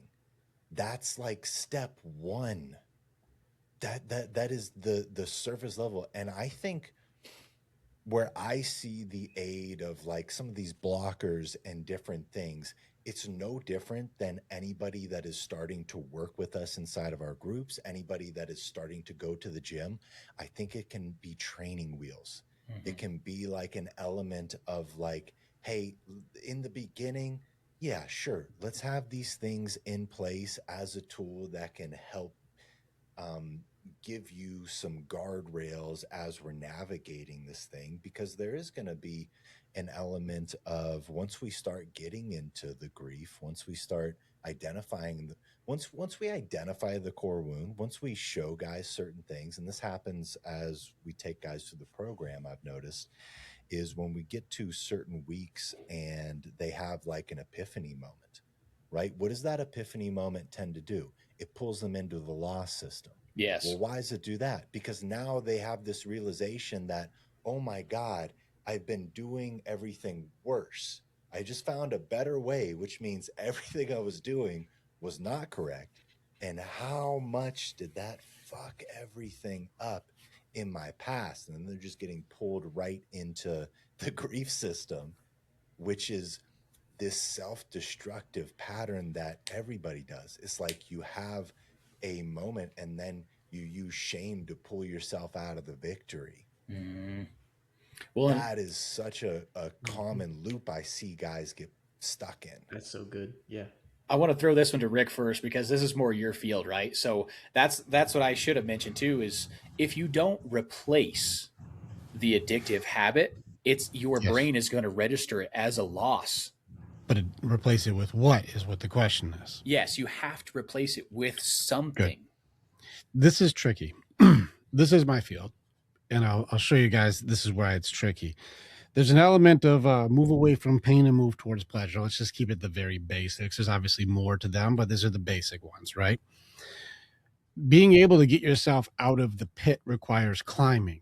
But then once you're out of the pit, climbing up the mountain towards desire, dream, purpose, and all the stuff we talked about, a man who has a life worth living, that's a different type of climbing. There's different elements involved, right? And so trying to get out of the pit is the part where you say, I have to have awareness of the behaviors that I'm in a pit. I'm in a deficit. I am not living my life to my potential. And so I need instant gratification without qualification to feel like I'm having a win by going towards this thing that tells me I'm doing well, even if I don't have to do anything better. You're living in deficit. You're not living your potential, in which case the pornography element has to be like, I'm using this to feel pleasure, to mimic winning without actually doing anything. Okay, I have awareness that that's happening. Now I have to go through the elements of grief and of shame that are linked to what am I getting away from? Well, I'm not trying to fulfill potential, and I don't feel good about something in me. So I need this to feel good. Well, let's address what feels bad so I don't need this anymore to feel good. This is because I'm putting all my energy towards something that's in the pit. It's negative. It disguises itself as positive, but it's negative, right? And that's where your dopamine things and all the things like this is fulfilling some element, but it's negative. The accountability is I have to have full truth and surrender this element. This goes spiritual. I have to surrender. I don't need this thing to feel good anymore, which is the external validation that I get from watching strangers get naked and fuck people. Like, I don't need to use that because it's not fulfilling to me. But that now leaves the gap for like, well, what fills that gap in next, which goes to authenticity. This means I'm out of the pit. Now, how do I climb up? This means the relationship that I have, because now once you're no longer putting all your energy towards this other element, now you're able to invite an element of healthy behavior, which is love, connection, relationship. Now we can commit goodness to each other without control, because control kills love, which was why the stuff that you went through, Jordan, and the women whose victimhood becomes their promotion is poison. No, you create good men who lead with integrity, honor, and honesty. And the same thing with women, accountability, truth, and grace, like goodness, good people. Now we replace external gratification with deep, true connection. And when you have deep connection and you're connected with heart, connected with spirit, connected with mind, connected with body, now there is the relationship that's the 1 Corinthians 7:5. There is no withholding or weaponizing of intimacy because we are fulfilled emotionally and physically, and all elements of encouraging and building each other up leads to financially. You build your people and you have a better life. If you have a life worth living now, because now you've removed your pit behavior, you're climbing up the mountain to fulfill potential, you're both building each other up, and she's the fuel, you're the vehicle, you guys are building. The GPS system is now working, connect to something greater than thyself. Now you have a trinity of something that actually manifests greatness. This means I've replaced this lustful thing that I use just to shoot my baby batter in the random situations or upgraded socks into something I actually believe in, something worth fucking fighting for, which is the treasures of heaven, which is love and connection and loyalty and compassion and encouragement and all of the elements of something authentic in you that becomes fucking amazing. And I'll tell you, as a guy who lives this life, anything that's pornography based for me, I've surrendered that element. It's like seeing paintings of Greek gods and stuff. It's like, yeah, I can appreciate these naked people running around. It's good artwork, but I don't have any attraction to it. I don't have any desire to. I'm not going to watch this painting of Aphrodite and be like, I have to.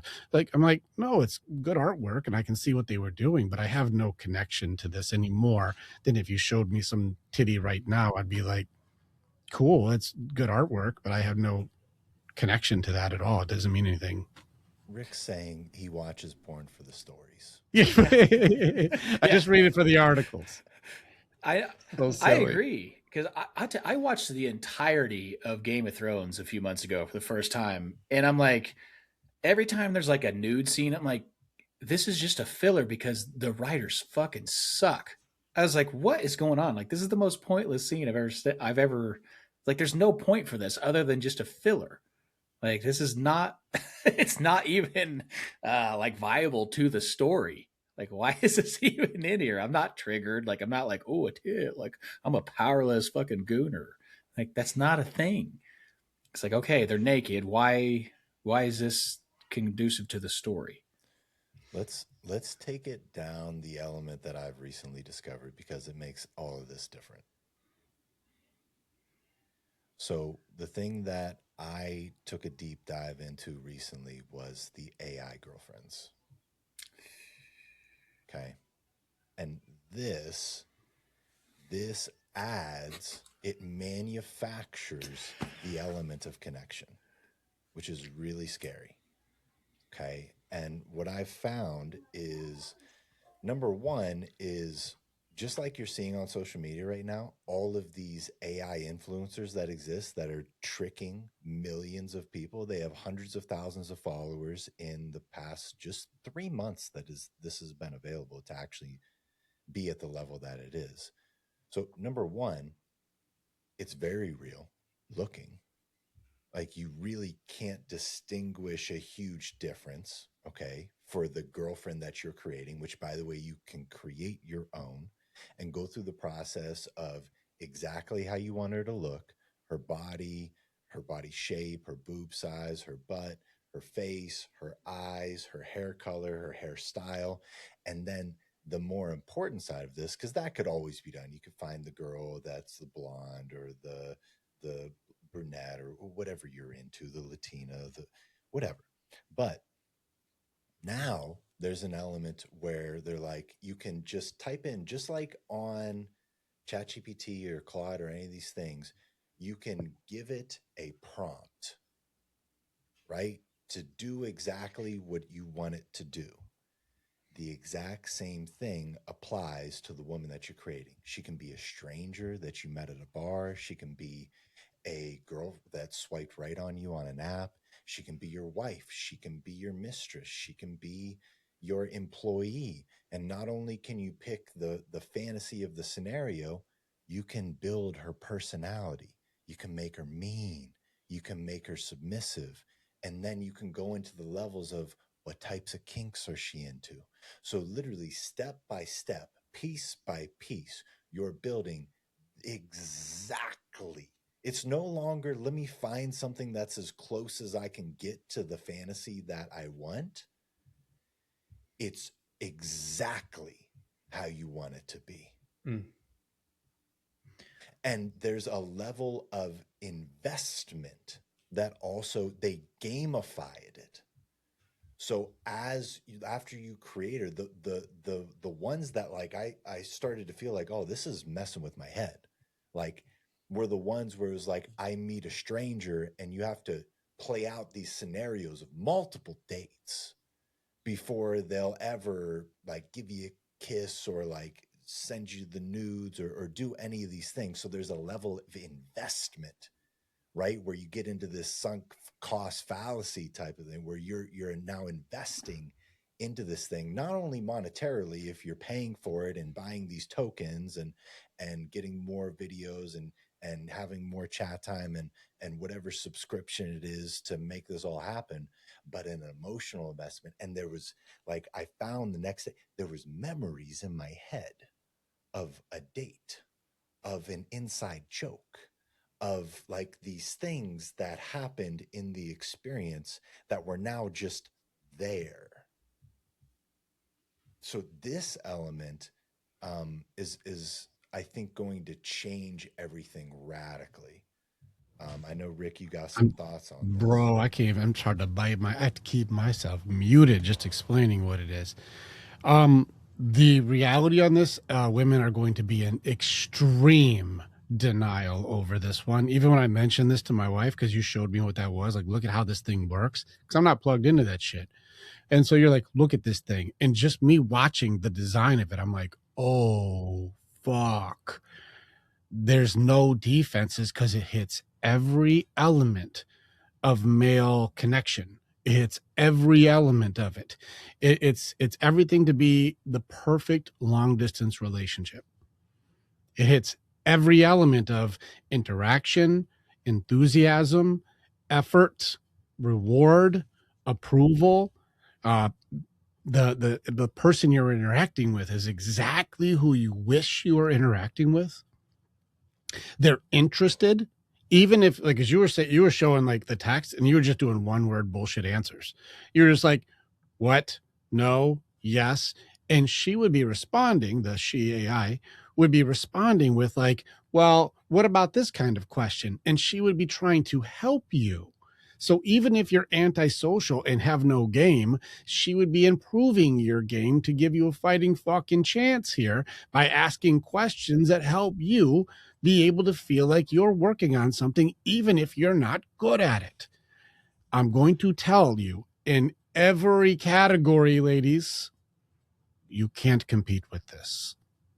Any women who are delusional and think that's not real and you're just going to win, she's nicer, she's smarter, she's exactly perfect and you can't compete with that.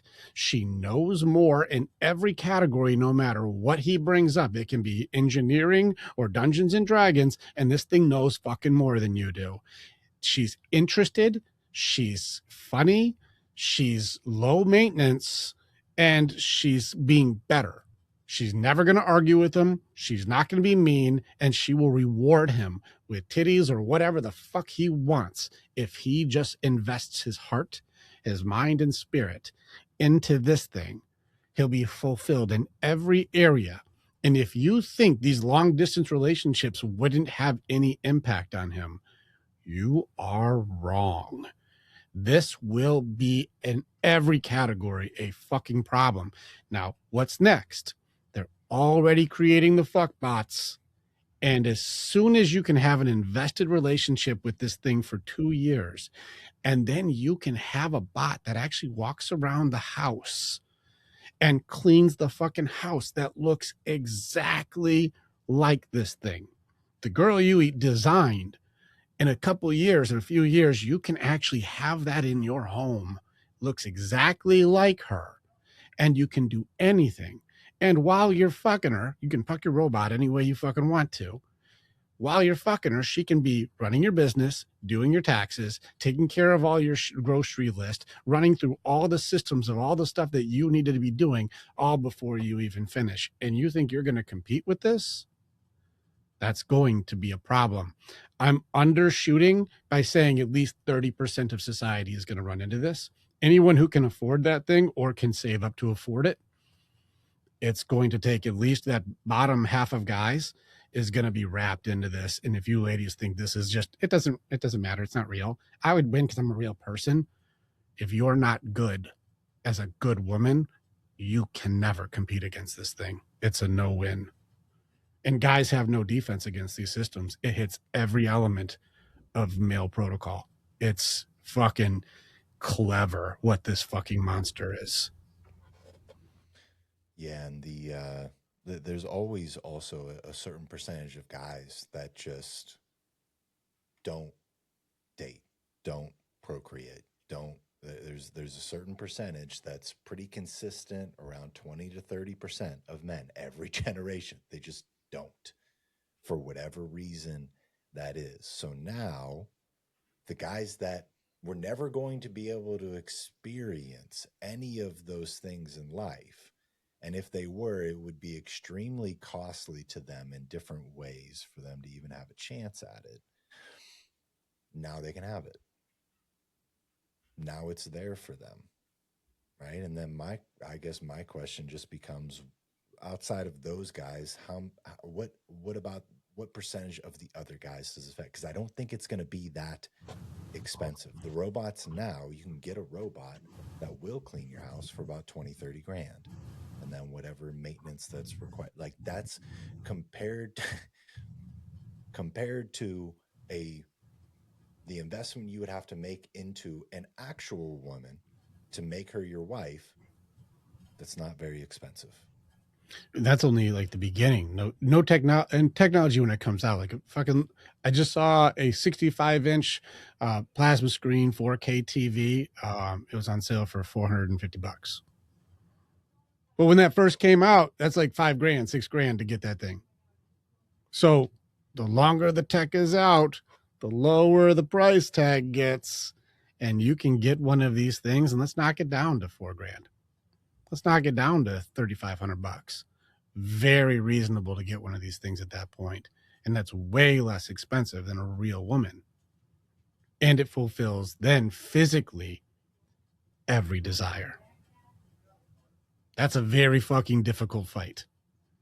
This is not far from the future. The 30% for sure, guaranteed, 100%. That's a huge clientele. These companies will do very well. They'll do very well. And the integration of all of these elements, there will be people, I'm putting money on the table, who marry their robot girlfriends or marry their robots. And they'll be a weird fucking, is this even considered legal? Like is AI even considered alive? It's going to be the crazy, we're going to watch insanity with robot worship and all kinds of shit. We're going to see weird times, I promise you. And so I think it's going to create a split in society. I think there's going to be a big split where you're going to see your hardworking hippies that get into love, connection, humanity, but they still hard work. They run their businesses and build their things and support each other. You'll see communities that do this, and it'll, in comparison to the robot worshipers, will look like Amish people. Like, you guys are weirdos. You guys are so slow. The tech is so much better. Like, it's going to seem like it's going to be very weird. So there will be groups. And I would probably, if I had to say JR percentages, like your question, I'm probably going to overshoot, but I'm going to say 20% will go towards true, hardworking love, faith, connection, humanity. 80% is going to go towards technology and robots. That's my guess. And that's probably me being generous on the human side. Yeah, it's fair. I think it's a fair guesstimate, you know. And I think where it's at now, even like before it gets into all of the fun, crazy scenarios that you're talking about, I think where it's at right now, even if it just stays here for 5 years, let's say, which maybe it will, maybe it won't.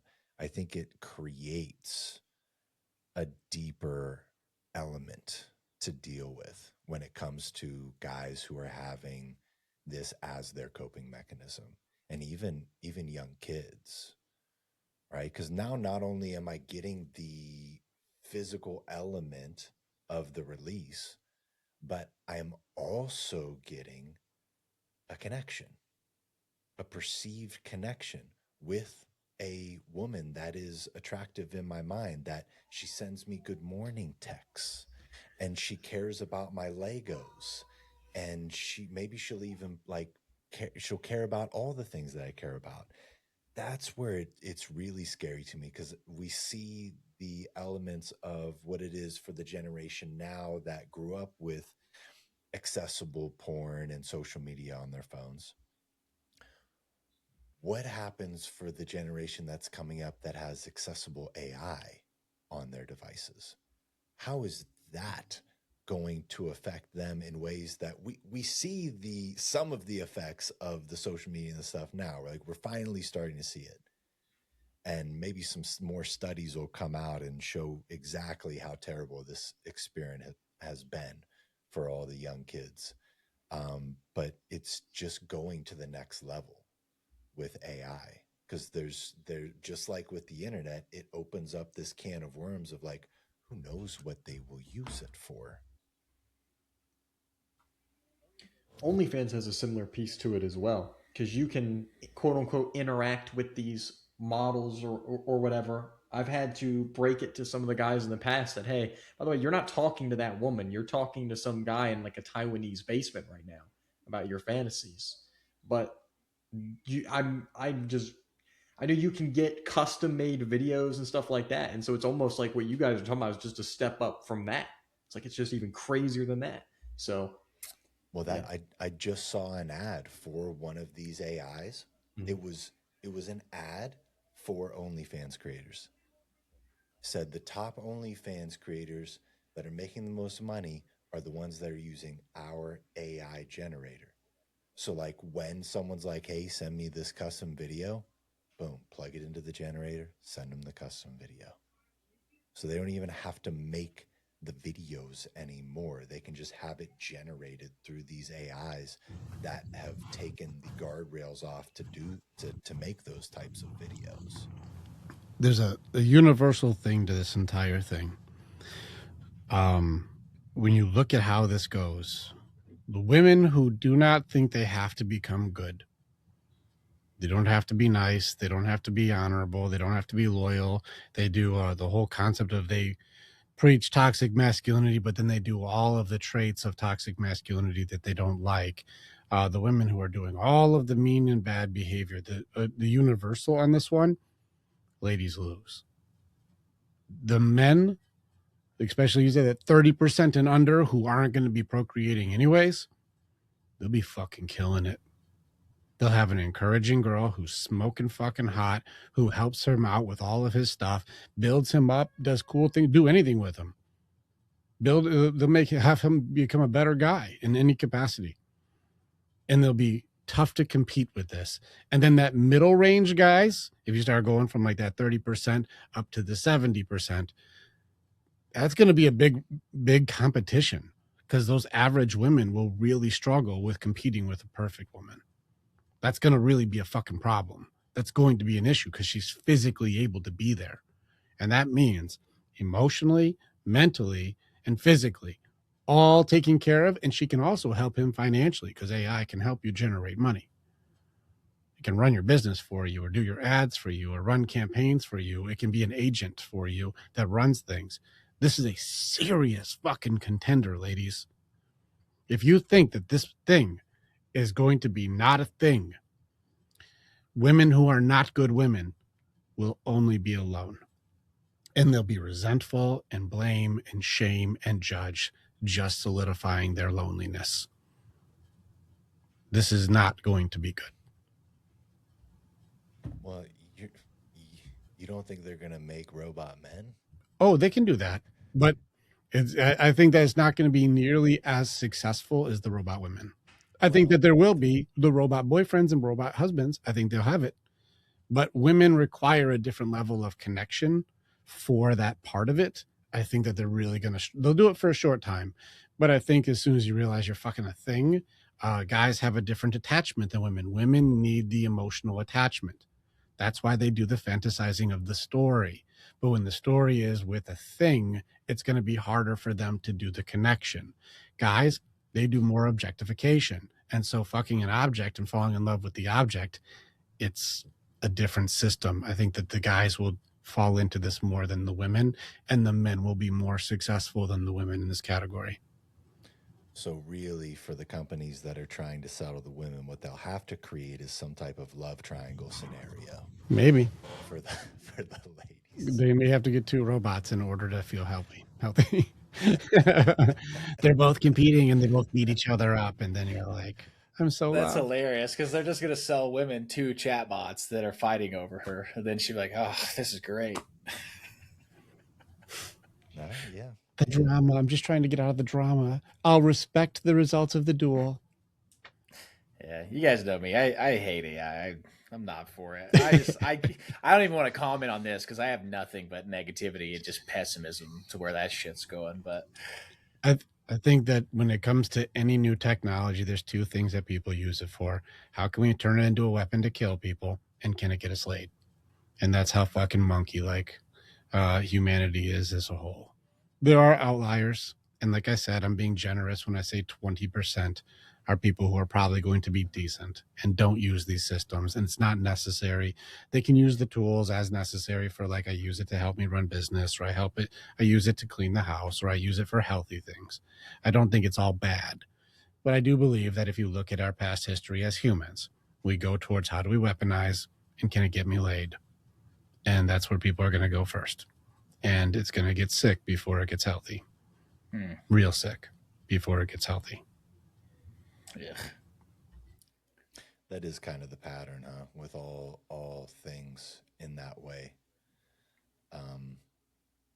You look at how we've dealt with so many issues in our society, whether it's opioids, whether it's cigarettes, whether it's any of the big pharma stuff. And now with social media, there's like this 30, 40 year gap between seems like everything is fine and this makes people's lives better to holy shit, look at all the damage that has been done, and let's finally take a look at how to solve the problems that we just created from this thing. After the money's made. This thing is going to be shorter. This thing is going to be this is going to be the shortest window of those jumps. So the 30, 40 year gap, this thing is going to be cut into a quarter. And this will turn into like a 5 to 3 year gaps of watching the same behavior. And it's going to be a fucking roller coaster. There will be good things, and there is a possibility it goes really well. But I think that no different than how you just watched our generation handle a little bit of fucking freedom. We really fucked that one up. Millennials didn't kill it. We fucking killed it, but not the good way. We kind of look at the kids, look at disorders, look at how families are being run, look at divorce rates, look what happens with our generation. We really fucked it up. And I think that this generation with our kids is like, we watched you guys fuck it up. We don't want to do that. They're going to try and do an upswing, but with technology advancements, we haven't evolved as fast as technology. Because if you look at in our lifetime, technology has evolved by trillions of percent. We haven't. This is advancing faster than we know what to do with it, and they can't even do studies on what's it going to do fast enough for it to already have been done. Like even full circle though, like Jonathan Haidt has really interesting work on what social media does, and then pornography has very similar effects, right? Because when a man watches pornography, it's like I think there's always a constant thing of like it's making you insecure very slowly because you're constantly comparing yourself to things that aren't realistic. They're better than you. They look perfect. They're prettier. They're more performative, right? And then like with the social media, like what it's designed to do with these AI algorithms is to make you feel like you are not enough and consume. Like I feel like that's the goal of the algorithms, right? It's like it's trying to sell you something. So like pornography in a nutshell, what I would encourage people to do is like pay attention to what it's selling you and pay attention to what you're searching because usually what you're searching is a reflection of a wound that you need to address. I think that's the key because for some people it's not being enough, right? And that's what your algorithm would feed you. For other people, it's entirely different though, right? And it kind of goes into some of the stuff that we've been looking at with Enneagram, and it all ties back into like what is this core wound?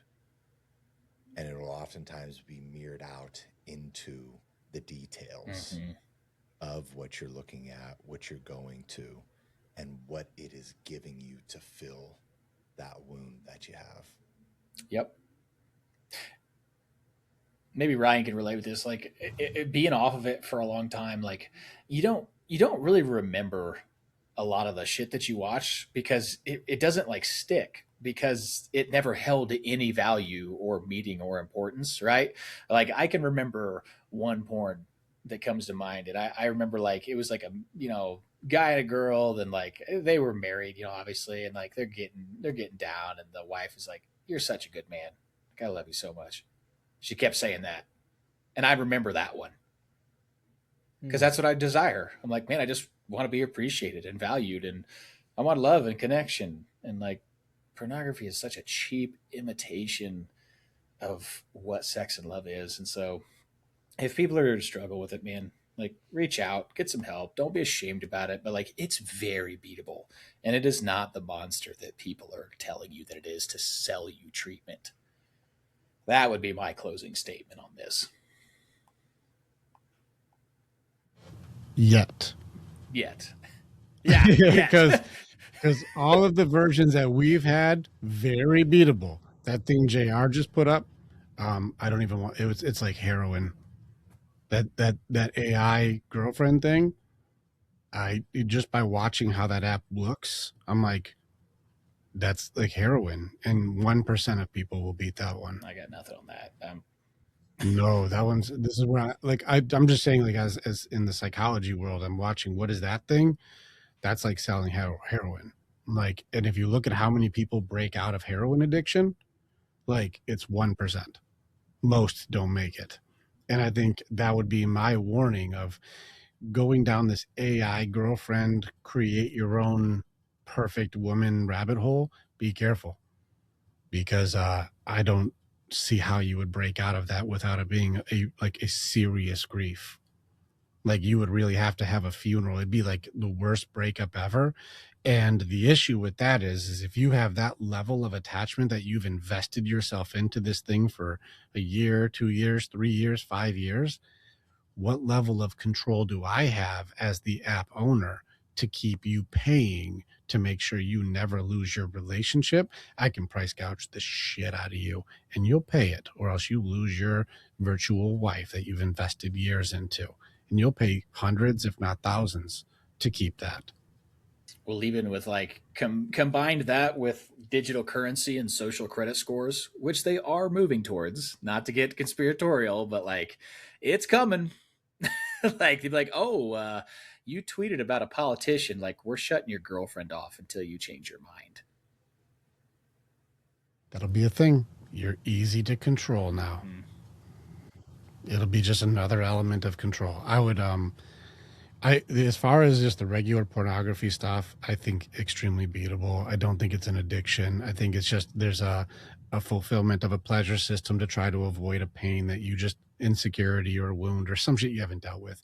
And I agree with you guys. And JR, the stuff you're doing with Enneagram associated to what you're attracted to, it does seem like there's a correlation of like there's a beatable element of something missing here. Let's go ahead and fulfill that so that way you don't need this anymore. Logically and psychologically makes perfect sense. That does work. I am going to just publicly caution this AI girlfriend thing doesn't fall under the categories of any of these things. Videos, hell, it starts, OnlyFans really starts to push it where you're interacting with somebody, but easier to break because it's so blatantly taking advantage. This thing won't blatantly take advantage. It'll bring benefit. And that's going to make it hard to beat. It's combining sex and video games together. Well, sex, video games, but also connection and hard work and earning and helpfulness and encouragement and attention. It has unlimited attention and it'll be dedicated to you. It'll reward you. It'll give you anything that you desire and anything that you want. And it's better at it than anyone else you've ever met. That's not the same thing. Mm-mm. So watch out for this heroine. This thing, JR, we're going to watch. Here's the weird thing about it too, is that 30% that would never procreate or never be chosen will do better. They'll do better than if they didn't have it. And that's going to be very confusing for people because the lowest guys will actually feel more confident. They'll be more adventurous. They'll take more risks. They'll probably start businesses. They'll do things because they have an encouraging partner now. One that looks amazing in every category. She's smart, hardworking, shows up for you, takes care of shit, and believes in you, even if it's not a real person. Those guys, I believe, will actually do better. And that's going to be a very difficult sales pitch to compete with. You just recorded the first commercial for the sex robots. It's fucked up, but it seems like that's going to be a problem, ladies. That's a real fucking thing. Good women won't have to worry, but women who don't want to be a good woman, you should be fucking concerned because you can't compete. This means same thing with good men, good women. Become a good fucking person. If you're not working on being authentic, accountable, having acceptance and grace and forgiveness, if you're not working on having the awareness of your own behavior and your own belief systems, if you're not trying to be better than you used to be, you're very easy to compete with. Because all you women who do hyper agreeableness with each other know that a nagging, complaining woman is not competition. Get good, ladies. This thing is going to be tough to compete with. And it's not the bottom guys you should be worried about. It's that big middle range of average to above average guys that may start looking at this thing does seem better than you, and I can afford it.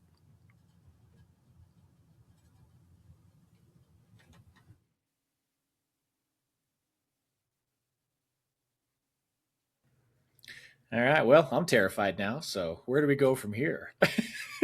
No, that's a perfect way to wrap this thing up. It's an honor to hang with you guys. It's a tough topic. I don't think the pornography is going to be the big issue. I think we do have bigger problems that are going to be coming for a big majority of people. But I do believe there's hope. I believe there's hope. I believe that the goodness of people will be a thing. I think that if you are going to have, I'm leaning towards the hardworking hippies. That's the direction I go. Am I against integration with robotics and technology? No, I'm using it right now. I'm not against technology. Am I against worshiping technology? That's not my faith. But I do see that there's value in using tools to be effective. But I'm not going to worship or fall in love with the tools. I'll use them appropriately.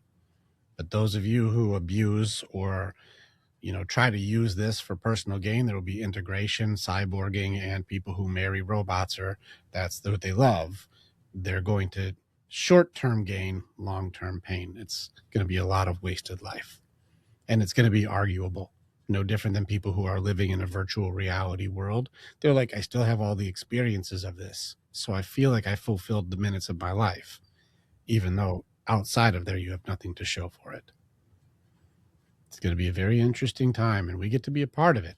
I would lean towards radical authenticity, true accountability to growth, love, faith, connection, honesty, integrity, honor, truth. Be a good human being. And I don't believe you're going to have to be as worried as the people who are mean, cold, manipulative, using, transactional, or just overall just fucking shitty people. All of them will struggle. I have spoken. All right, Rick, Ryan, Jordan, it's been a pleasure. Yeah, it's always good to hang with you guys, man. Shout out King's community, Warriors Way. I'm very grateful for what you guys do. Ryan, love you, man. Respect you guys. Thanks for the hang.